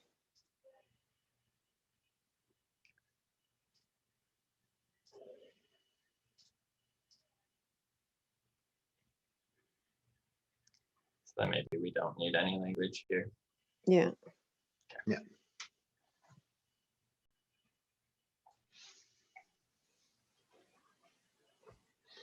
think you should include it so we don't look like we omitted it by accident, and then we can just say something general that we figure out tomorrow, Andrew. Like no additional setbacks required or anything. Put something general in one of the others, Yeah. one of the ones I looked at earlier today. Okay. Well- Yeah, you did. Yep. Go back to that. Okay.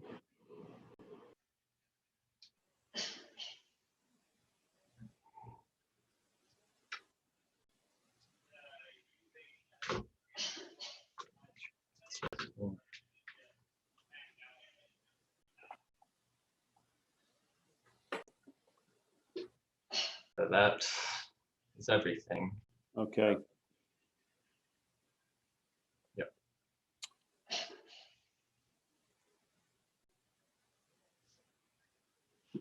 Any further comments, either from the board or from others on this? Don't see any hands.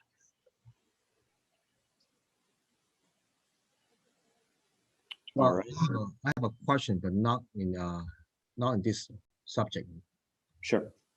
You know the little easement behind the fence, which is on the Bay State Road. You know, some tree on light pole there.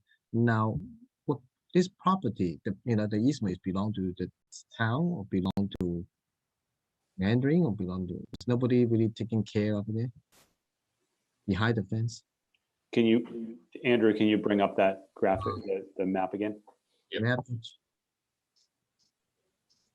from Google. You're talking this area. Exactly. Yeah. Now, if this belong to the town, belong to individual neighbor, but just no. Sometimes I feel so junky under behind the fence, just nobody taking care of it. And sometimes employee car park over there, the neighborhood will say, "Hey, this could be the neighbor parking." Now we want to find out who really responsible for that section behind the fence. Based on this on GIS, it looks like it's part of the town right of way. Okay. Yeah, we can talk to the engineering division about that for you tomorrow. Yeah. Get some Yeah, if information something for can you. fix up would be great, because we know some neighbor call the board of health, say a lot of trash over there. But the trash is not come from the restaurant or employee, just people behind the base. They walk through that little little aisle, come to hear something, to drop and throw thing over there. We pick up some, and then they, trash, more trash. You know what I mean? Just we don't know who's belong to, who responsible clean up. Okay, Julie and I can certainly look into that for you. Yeah, if town can fix them nicely, then at least they don't see bushes. People don't throw trash in bush. Some liquor bottle and something, I don't know what liquor bottle is from a liquor store. Okay. Thank you. Other questions or comments on the application? Questions? So I don't see any. So, right, we have two things to vote on. One is the parking waiver, and then the other is the site plan, minor site plan division decision itself. All right. So anyone want to make a motion on the waiver? Sure. I'll move that we approve the parking waiver for the minor site plan review at 296. 296 Salem Street. Second, All right. We'll go for a roll call vote on this. Start with Tony, yes. Linda, Yes. Heather, Yes. Nick, Yes. John, yes.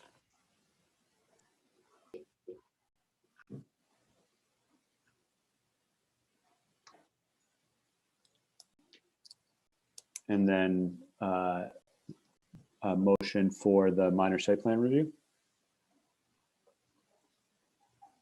Anyone?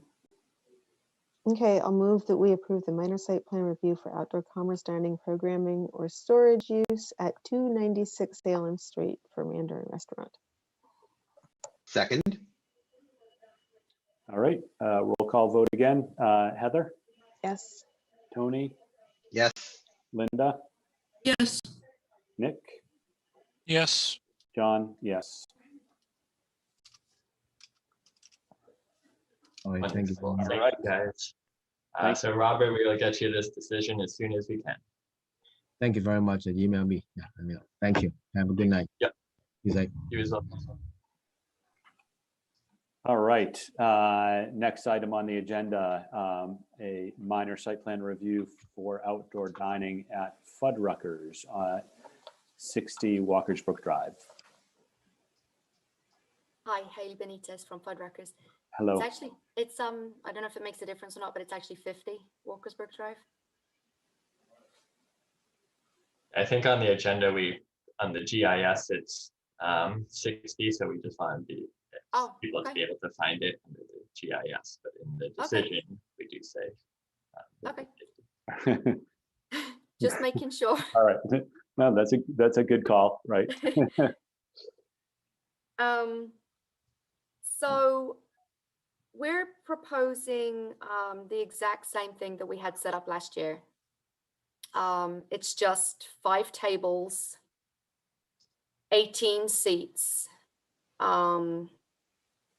and it's all along the sidewalk outside of our emergency exit door. And we have 3 tables to the left of that door and 2 tables to the right. 1 and 2, and then 3, 4, and then the 5th table for the handicap accessible. Based on the feedback from Captain Nelson last year, we purchased a ramp that we put right here. And we set everything up in the morning and we put everything away at night. We don't have any umbrellas. It's just the tables and chairs that we're currently not using inside of the restaurant due to the restricted seating. And then not on here, but we actually stationed one of our catering trash stations right here. Because what we saw for the most part last year was that people would request their food to go, and then they would sit outside, eat from their to-go containers, and then place their trash right into the receptacle right here. We don't have any special lighting because we close before the sun goes down. So we never need any lighting. And also no umbrellas. We're actually under the awning of the building. So we don't use any umbrellas either, just the tables and the chairs. And keep it just on the sidewalk. We also don't use the parking lot at all. It's pretty simple. All right. And it's exactly the same as what we did last year. It wasn't a huge hit for us last year, honestly. Like I said, what we mostly saw was, if anything, people that would pack their, have their food packed to go and then just sit out here to eat. Other than that, it was mostly employees of the building that would sit there during their breaks, or people that were getting ice cream from Richardson's. Actually, we saw a lot of people eating ice cream. But for us, it wasn't a huge, we're just doing so much of the third-party deliveries and to go. And just recently we have seen, more people actually starting to sit inside again. But the outdoor dining was not a huge hit for us.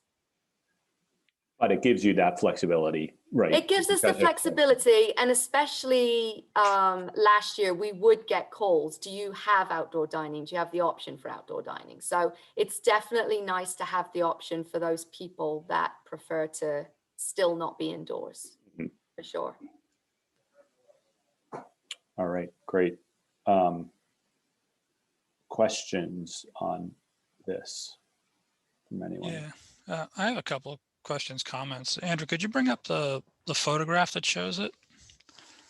So, I mean, given your experience, I guess this is really the appropriate response, the appropriate setup. But I'm wondering if long-term, a more attractive setup would attract more customers. So, for example, if those planters were removed, the tables could actually be further from the parking area, which would allow you to set up a barrier, which sort of define the space. And then, you know, potentially a larger canopy that covered the area would make the space, would extend its use for sure. You know, you wouldn't need umbrellas. I don't think you're getting any coverage from those awnings. Those don't even look like they extend beyond the Yeah, planters that are there. they don't really, but the sun goes over that part of the building so early. The sun, you know, after like 12 noon, it's already past. It's on the other side already. Right. And if you look to the right of this, there's 4 windows, right? So like if that planter, which frankly isn't doing anything, it's not attractive, it's not doing anything. But if that were gone, there'd be more sidewalk space. And if there were an awning like the Marino's awning, is it Marino's? What's that pizza place down the street? Oh, Yeah. So I mean, if an awning came off of that point and sort of covered the whole sidewalk and came across to the door, you'd have this outdoor pergola type space, which I think long term, you know, if you found that you could get more people out there, that might be a nice solution to pursue. Yeah, I mean, that would, I would definitely need to go to Jordan's for approval for that. Oh yeah, yeah. No, I'm not saying it's not an instant thing, but if you found more success but this it's year, then yeah, absolutely, absolutely, it's a really nice idea. You know, better signage. Yeah, because right, you would know, right, but I would think that coming out of this pandemic, that there's just going to be more interest in general in outdoor dining, and that may be something that you really that you want to pursue, right, and making a little bit more space out here in an attractive, more permanently attractive way. And I think that would do. I mean, that would be nice. It's not like, right, it's not like you need necessarily all that sidewalk space there. No, I mean, and if you pitch it to Jordan's as a place for their people to eat their ice cream, you know, like if it's, some tables don't belong to Fuddruckers kind of thing, or some weird, something like that. Yeah, that would be a really nice to do for sure.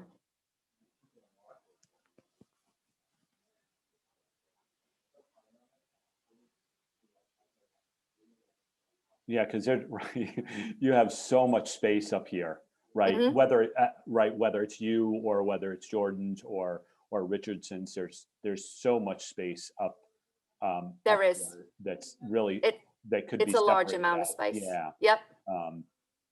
It's definitely not otherwise getting used. I think that's a really great Right. suggestion that Nick made. You say that, and normally, yes, but you know, when we have the really big movies in the IMAX, this entire sidewalk is packed with people lining up to get in up to 5 hours before the movie starts, or even before the building opens. So, you know, I could come into work on a Saturday and Sunday and I can't even get through my own door because the sidewalk is, and they'll camp out with chairs and the whole thing. Oh, that's interesting. When we have the big movies at the IMAX. That hasn't happened in a while. At least but it used to happen. Quite frequently. Okay, that's good to know. Pretty much all the Marvel movies, Star Wars movies, any of those, they brought out the crowds. That makes sense. All right. Well, anyways, back to this proposal. Any specific comments on this? I was just wondering if maybe if this is the handicap table, would they want it closer to the ramp? I don't know if a wheelchair can fit through by these tables. I didn't know if they switch in. We could definitely do that. We could definitely do that. There is a ramp the other way too. Yes. Yeah, it's a little further, of course, but there is a ramp the other way too. Yeah. But we could definitely do that for sure.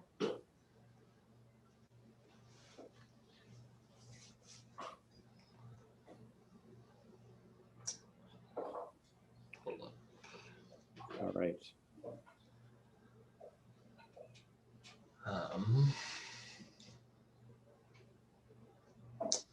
So yeah, I don't think we had too many outstanding questions ourselves by staff on this one.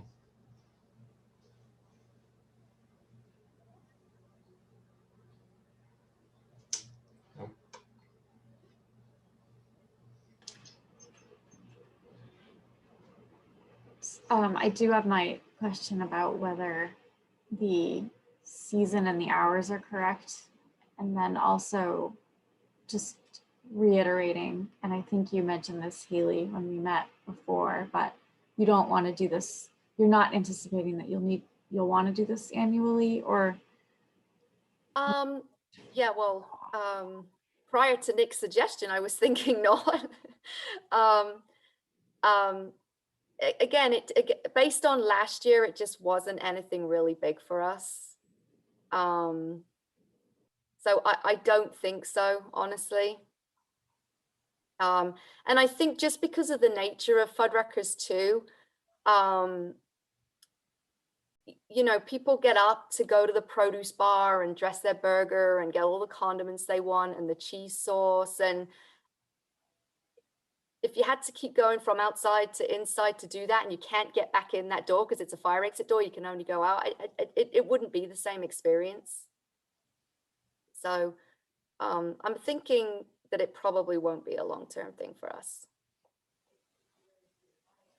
Way better Fuddruckers experience if you're inside with the produce bar and Makes sense. soda machines and the cheese sauce is all right there for you. Because it's a very do-it-yourself experience. We're not waiting on people. Right. So. Okay. So we can do the same thing we did for Mandarin, kind of limit this to 2021. And then if they do wish to come back next year, they can just submit a new application.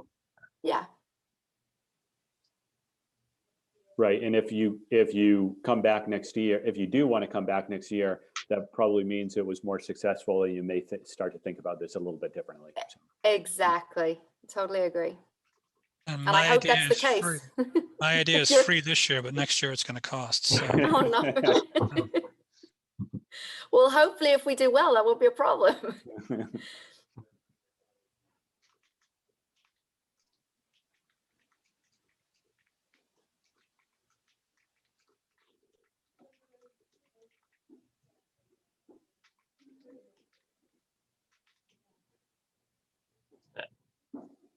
Really, and I can make that match Mandarin and sure.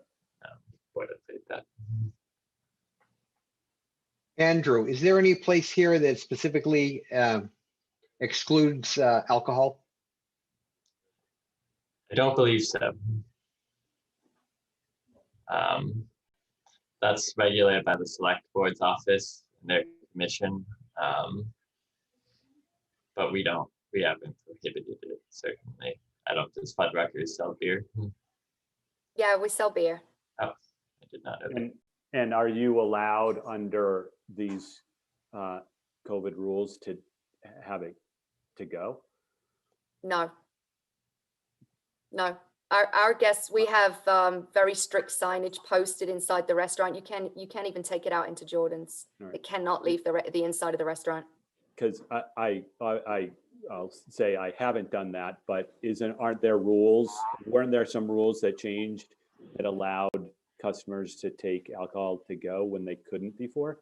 I think there were. I think there was for sure. Maybe that's just Boston. We did not explore it. I only recently just got the liquor license, so we only just have been selling beer for actually the past 4 weeks, I believe. So we didn't explore it, and it's a very strict rule with Jordan's, so I prefer just to keep it inside our 4 walls. Yeah. Okay. That makes this easier. Yeah.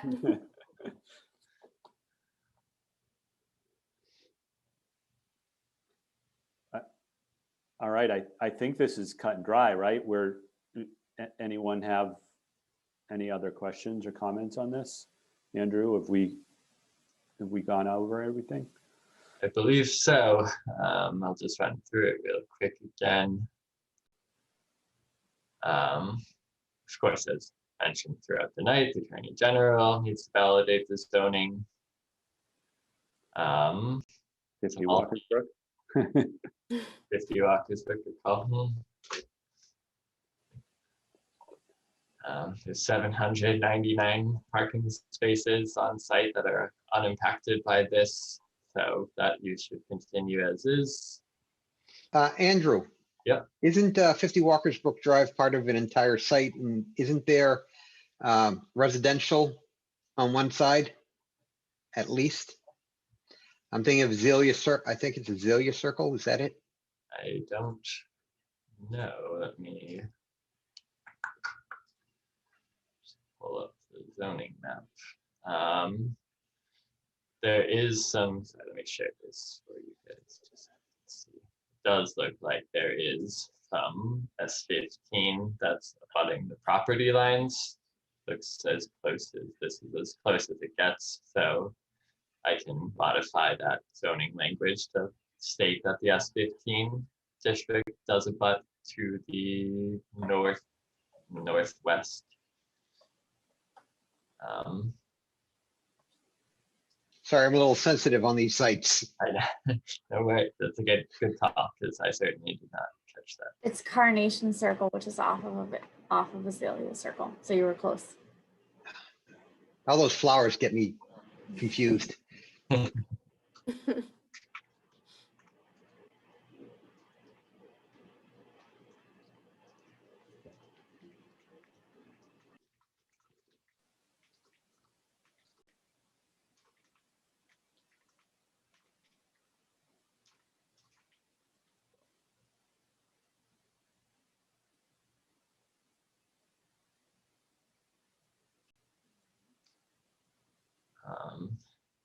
Here, as Haley mentioned, it was the existing handicap ramp located far down towards the right. That was shown on their plan as well. And then we just wanted to clarify that they're only using phase 1 of this plan. You probably see phase 2 here, but they're not proposing to do that this year.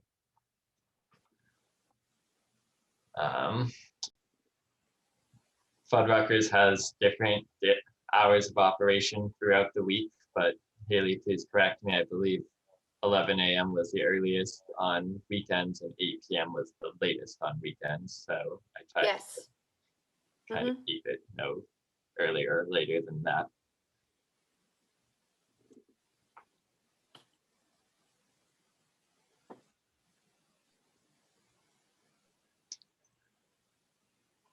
Haley, please, if I got any of these numbers wrong, again, please feel free to correct me. No, 225 is good. That's pre-COVID. Yeah, we're currently at 90 people inside and 18 outside. That's accurate. 108 total. Yep, that's exactly it. Wonderful. We mentioned the trash receptacle. It's brought in daily by Fuddruckers staff at the close of business, Haley mentioned. And no additional lighting or sound or heat. Nope.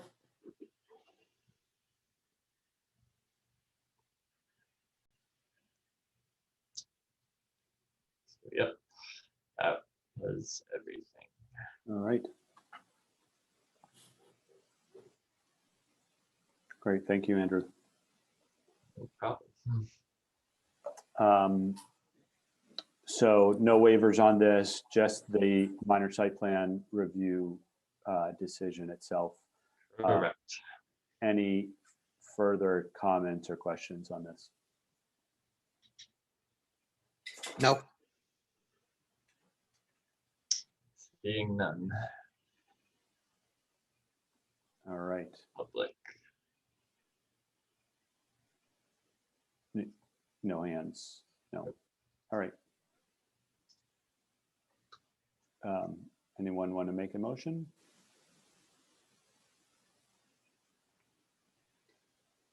Motion to approve the minor site plan review for outdoor commerce, dining, programming, or storage use for 50 Walker's Brook Drive, Fuddruckers Restaurant. Second. All right. Any further discussion? No? All right, roll call vote. Start with Tony, Yes. Linda, Yes. Heather, Yes. Nick, Yes. John, yes. All right, Thank you. Lee. We will get you that decision as soon as we possibly can as well. Great. Thank you so much, everybody. thank you. Thank you.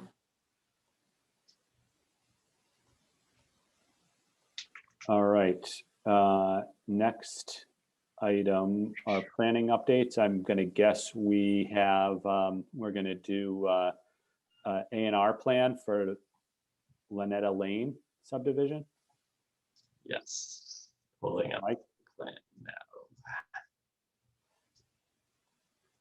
We have Mike Sergi here with us.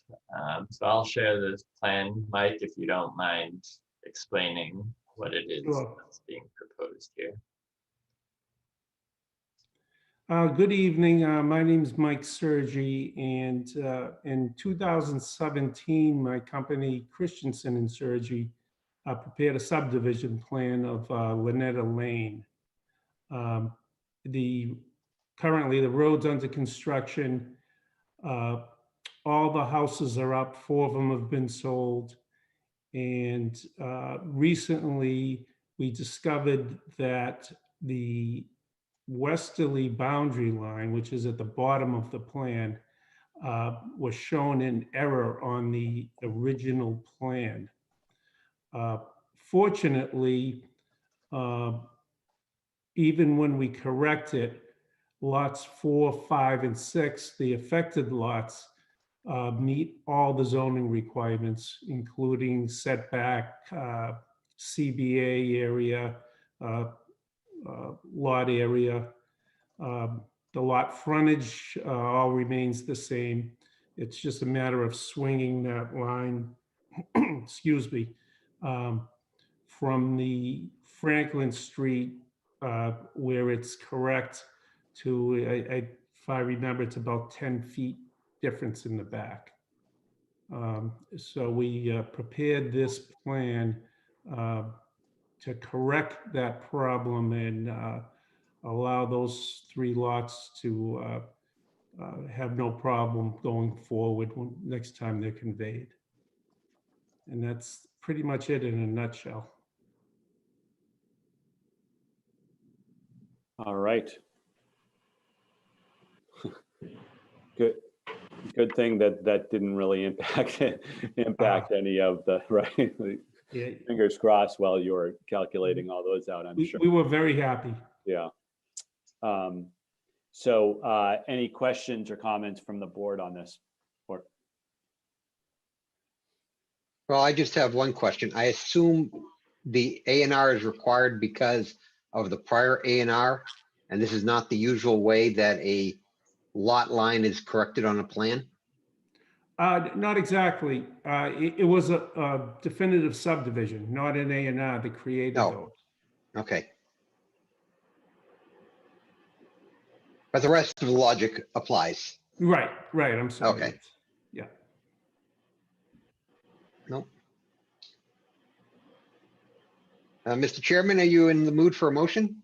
I think. Do we need a motion? we do, as long as I don't see any other comments, which no one's hands are up. And yeah, I think I'm looking for a motion. Motion to accept the A&R for Lynetta Lane per the plans dated, do we have a date? April 5th, I believe. April 5th. April 5th of 2021. Just for point of clarification, it is to endorse. Oh, to endorse. Motion to endorse the A&R for Lynetta Lane as dated by the plans dated April 5th, 2021. Thank you. Second.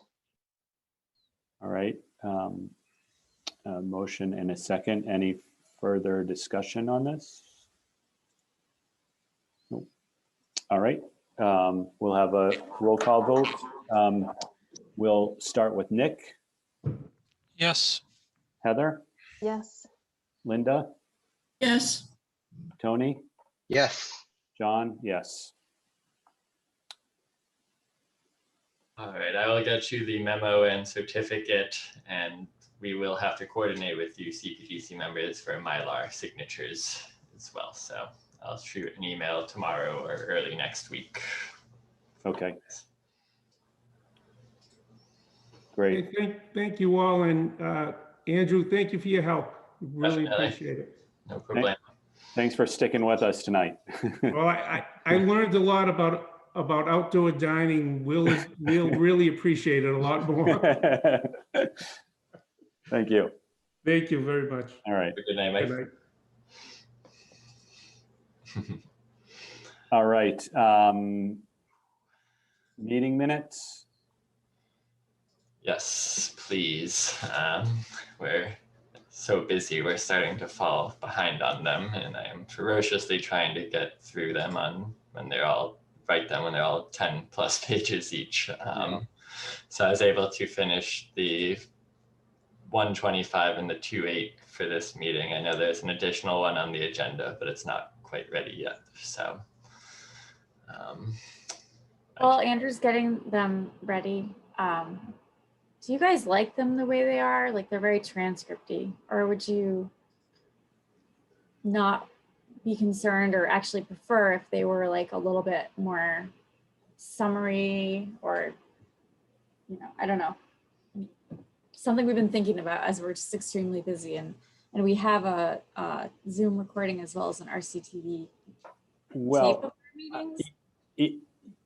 Julie, you and I spoke about this briefly at one point.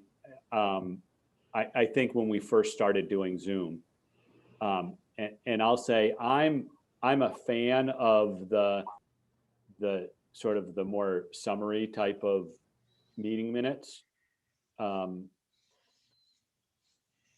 But I do also recognize that sometimes it's crucial to go back and get the detail of what was said. But if we're in the position of recording and archiving the videos or the Zoom, either the RCTV videos when we're in live or when we're not in live, and when we're in Zoom, the recording of the video, then wouldn't we or you, town staff, anyone just go back and look at that actual video and not rely on the meeting minutes anyways? That's what Yeah, I typically I mean, do before COVID. I go back to those videos that were recorded by RCTV.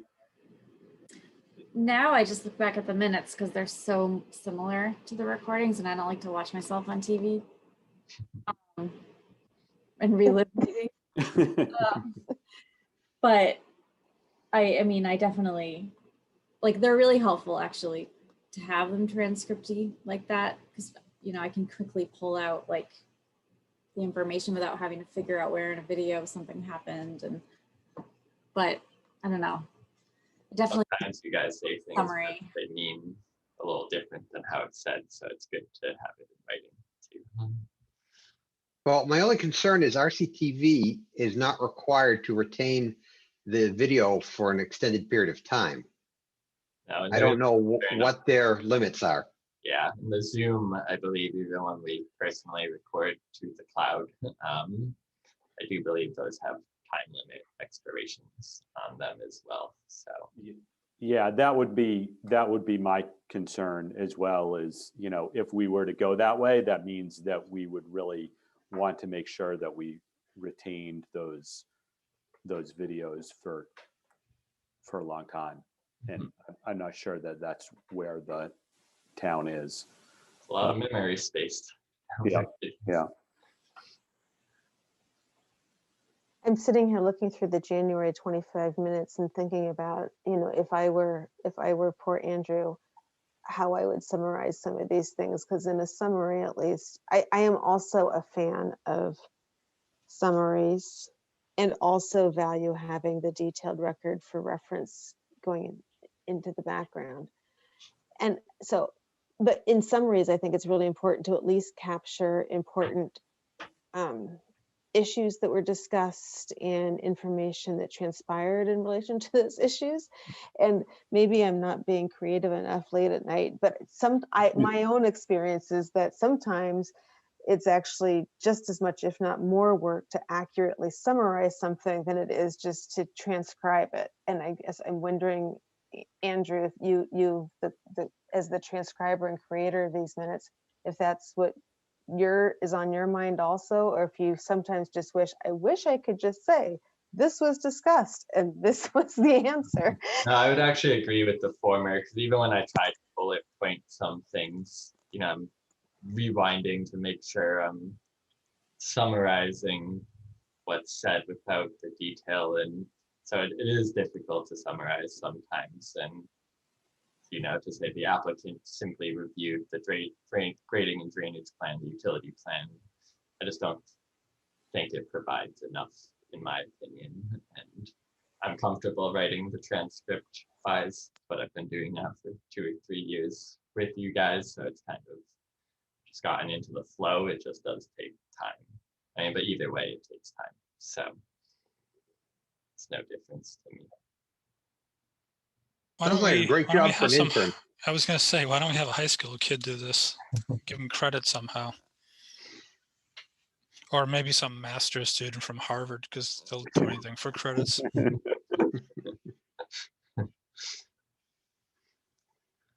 I'm Julie's assistant, and I would love to assist him myself. But You need an intern.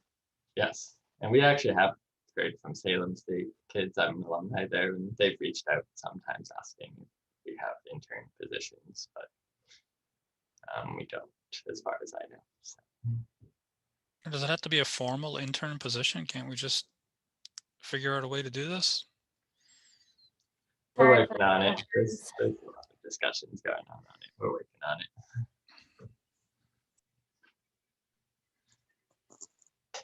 Anyways, 125 minutes. Anybody has comments? Page 2, second to last paragraph, second line, donation. Should that be designation or donate or notation?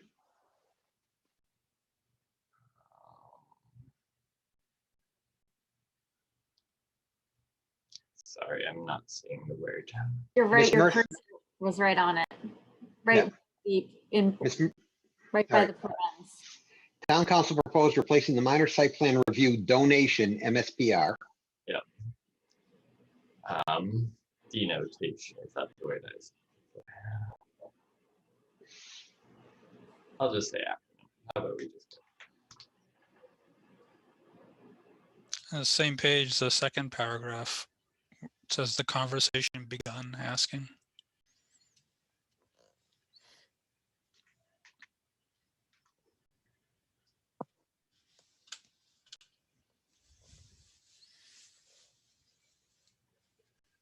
I know it's getting late. Now I'm starting to feel like it's competition. Page 3, second paragraph, fourth line up. Donation again, MSPR. Down to, keep going down. Down, down, down. Come on, come on, a little more. One more, there. There it is. That's spelled wrong. What is spelled wrong? I don't want to discover something I should have done that didn't happen at town meeting.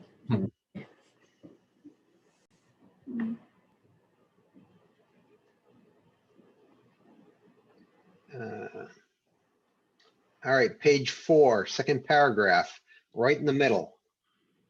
Word account. Clarify what features will count towards lot coverage.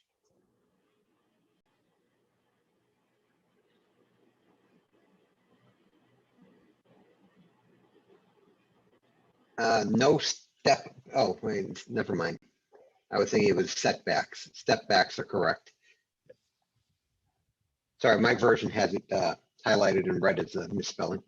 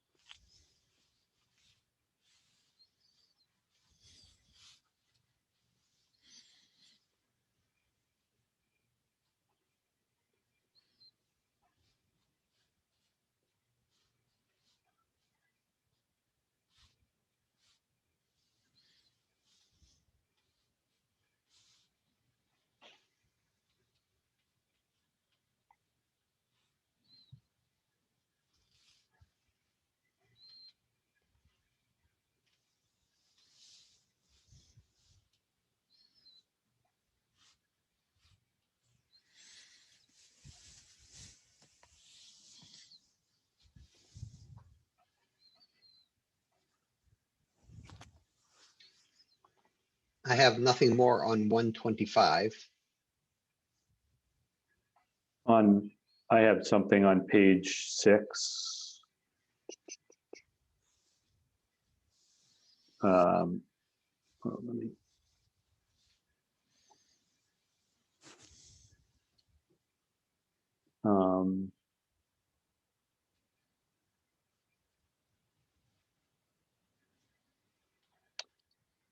About see where Lorraine Wilworth's name is, and then two lines up from that, it says commercial closed. I think that should be either commercial uses or businesses, maybe businesses. Yeah.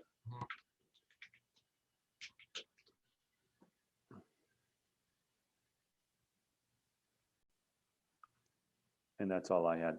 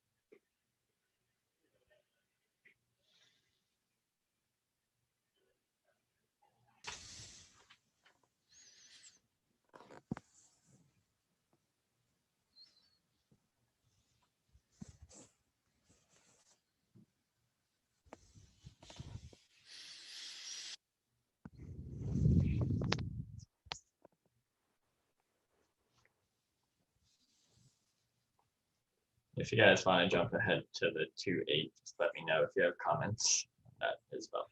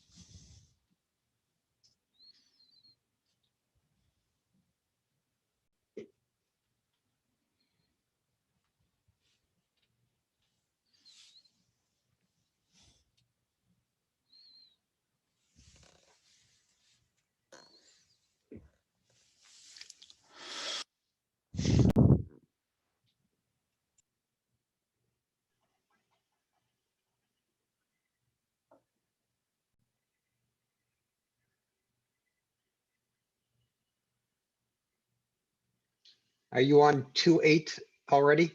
I am. The bottom of page 2, last paragraph, second line. It should be city lift, not city liffey.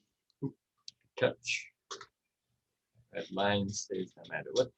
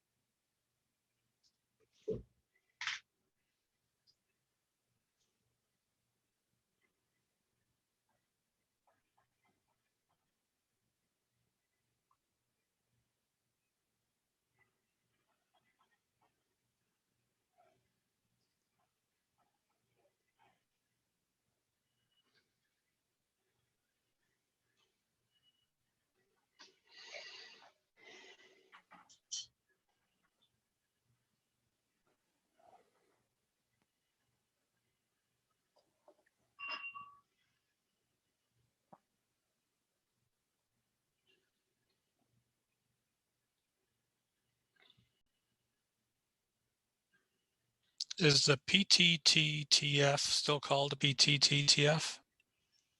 It is.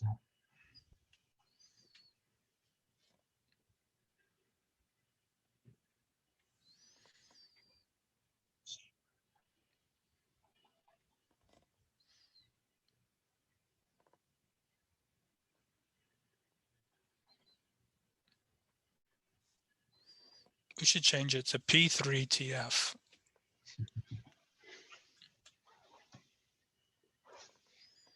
I'll put that at the top on my list of priorities. You do that.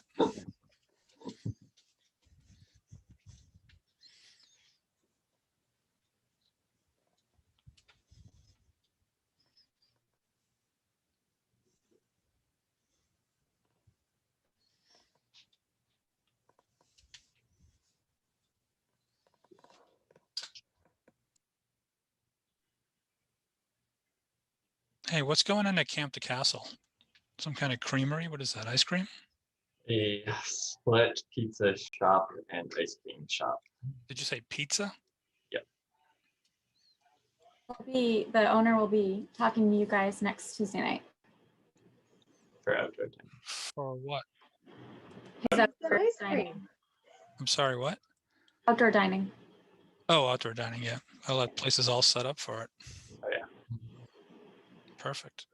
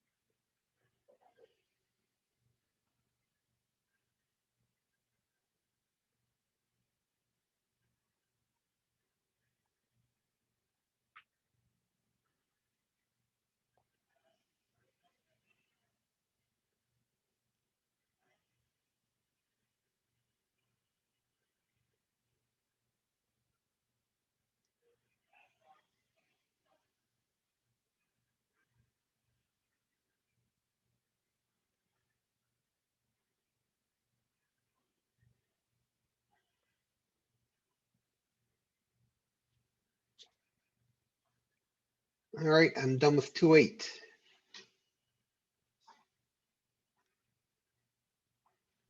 Me too.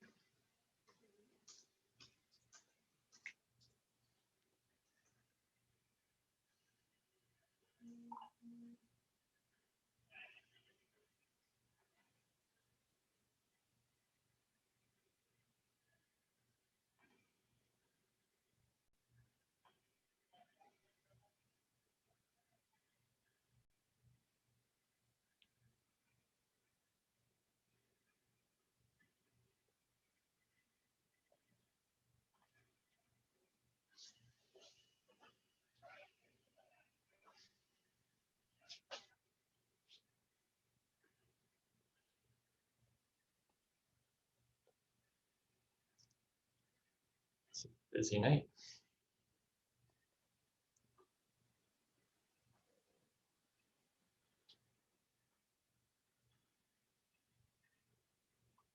I don't have any more comments.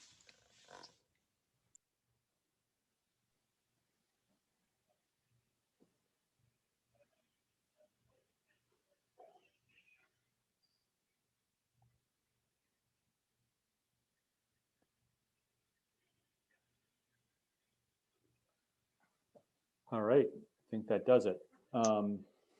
So, right, we've got 2 sets to approve. What were the dates? 1/25 and 2/8/2021.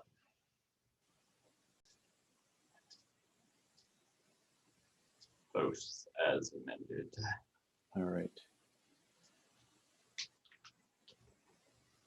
I'll make a motion to approve the meeting minutes for January 25th, 2021. Second, I guess we need to do this roll call style. Tony, yes. Nick, Yes. Heather, Yes. Linda, Yes. John, yes.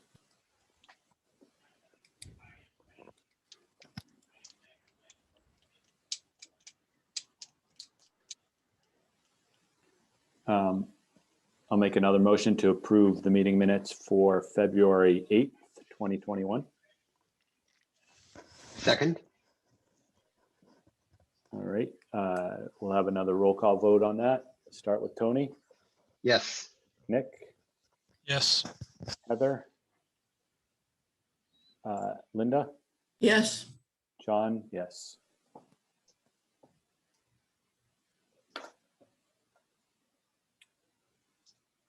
All right, thank you, everyone.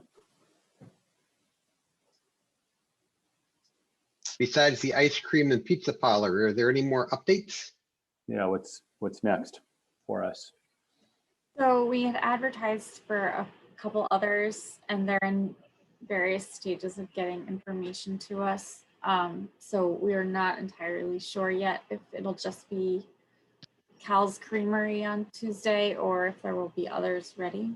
But we could take the time either Tuesday or the meeting on the 10th to kind of do a debrief of the workshop if you're interested.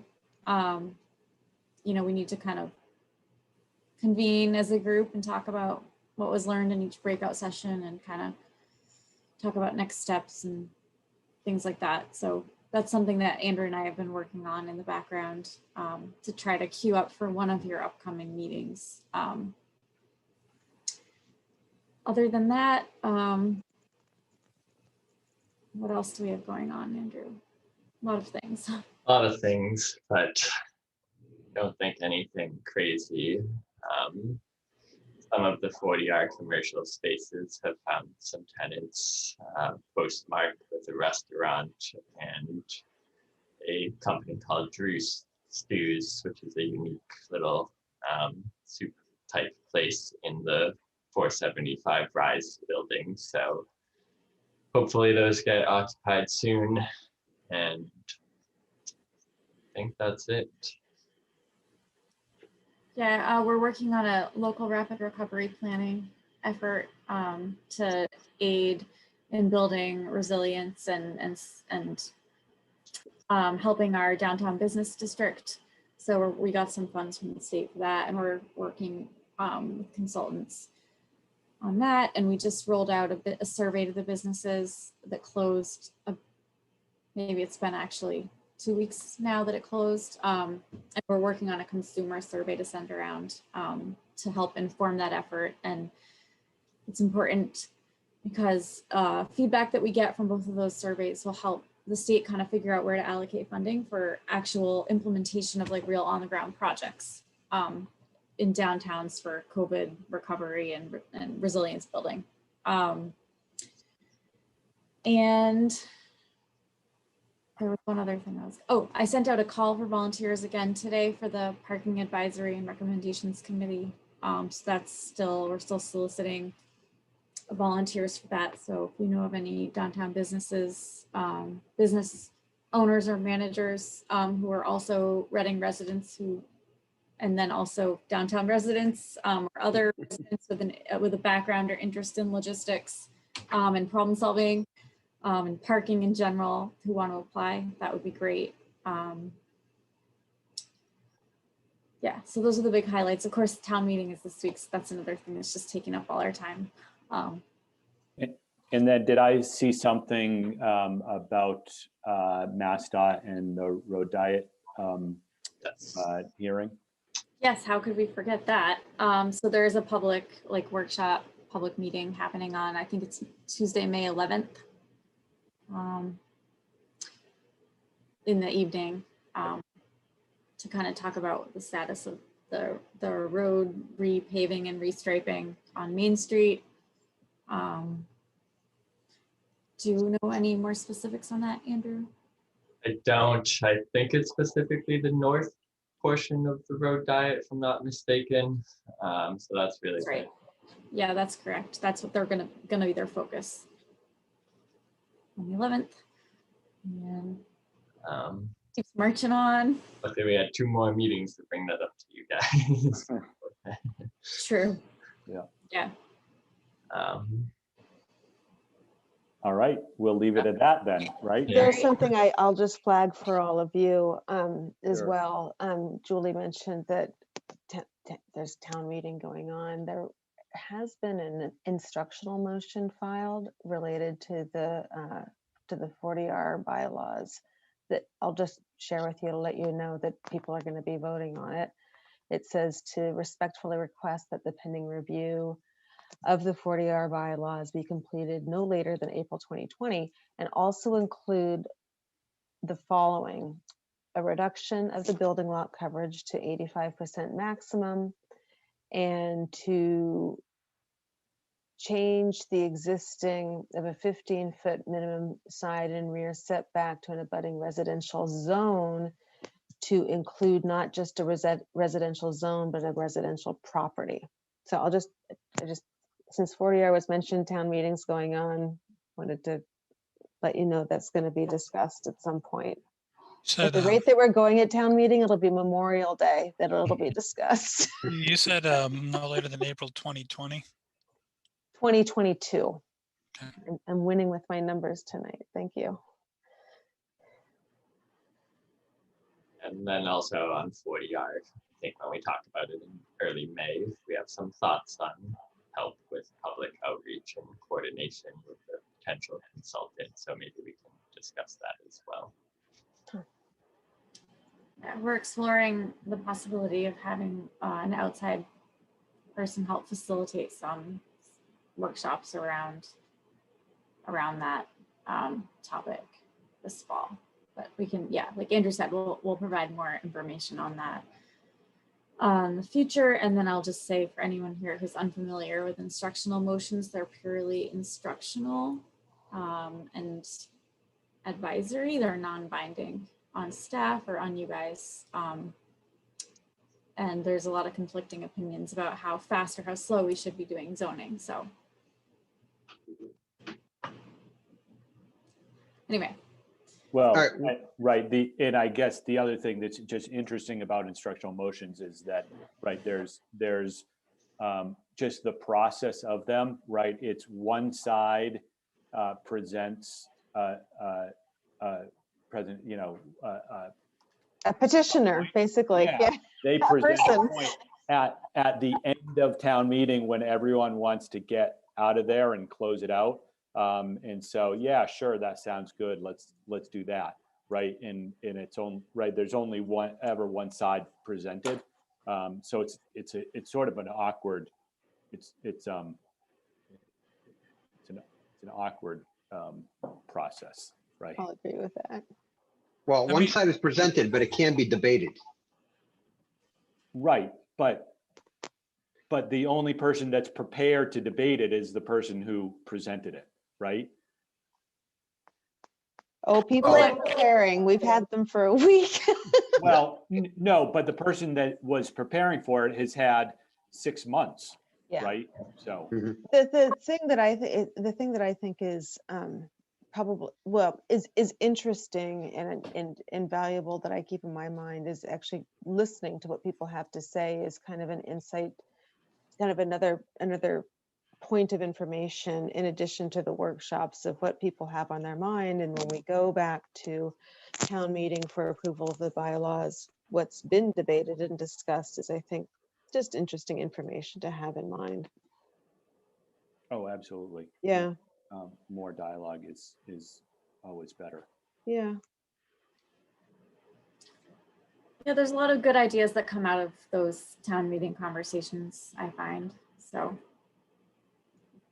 many things are not without merit to be explored. Yeah. I don't mind having any conversation. What I get annoyed at is when people come in adamant that they understand some process, some system, some consequence, and then want to implement that immediately. Like, why is the town building housing? That kind of stuff. Yeah. Yes. Well, and actually, I will find it easily, but it will probably be useful to have, if there's any summary or any information from that recent workshop that we had, if that's available online already, it might be good to just be able to point. I'm not saying if it's not there, don't rush to get it up there, but if it is there, we can point people to that and the opportunities to be engaged with that process that might be continuing through the year. Actually, I don't know the answer to that, Andrew. Did we put it online yet? Did you put it online yet? I should say we. I don't believe I have, just because of the access settings to that Jamboard. It's probably better if we draft some sort of summary document rather than sharing those links. But yeah, I can certainly start doing it. It's on my list to do. We haven't really had a time even like internally to look at the stuff yet. So that's part of the hold up, you know. Fortunately, it's not the only thing we're doing. Right. And all of these types of things were discussed during that workshop, and I'm sure will be in the rest of the public process. But we'll try to have it available like at some point soon, and then queue up your conversation and your debrief as one of your next meetings. If we can find time on an agenda that's not like midnight. So.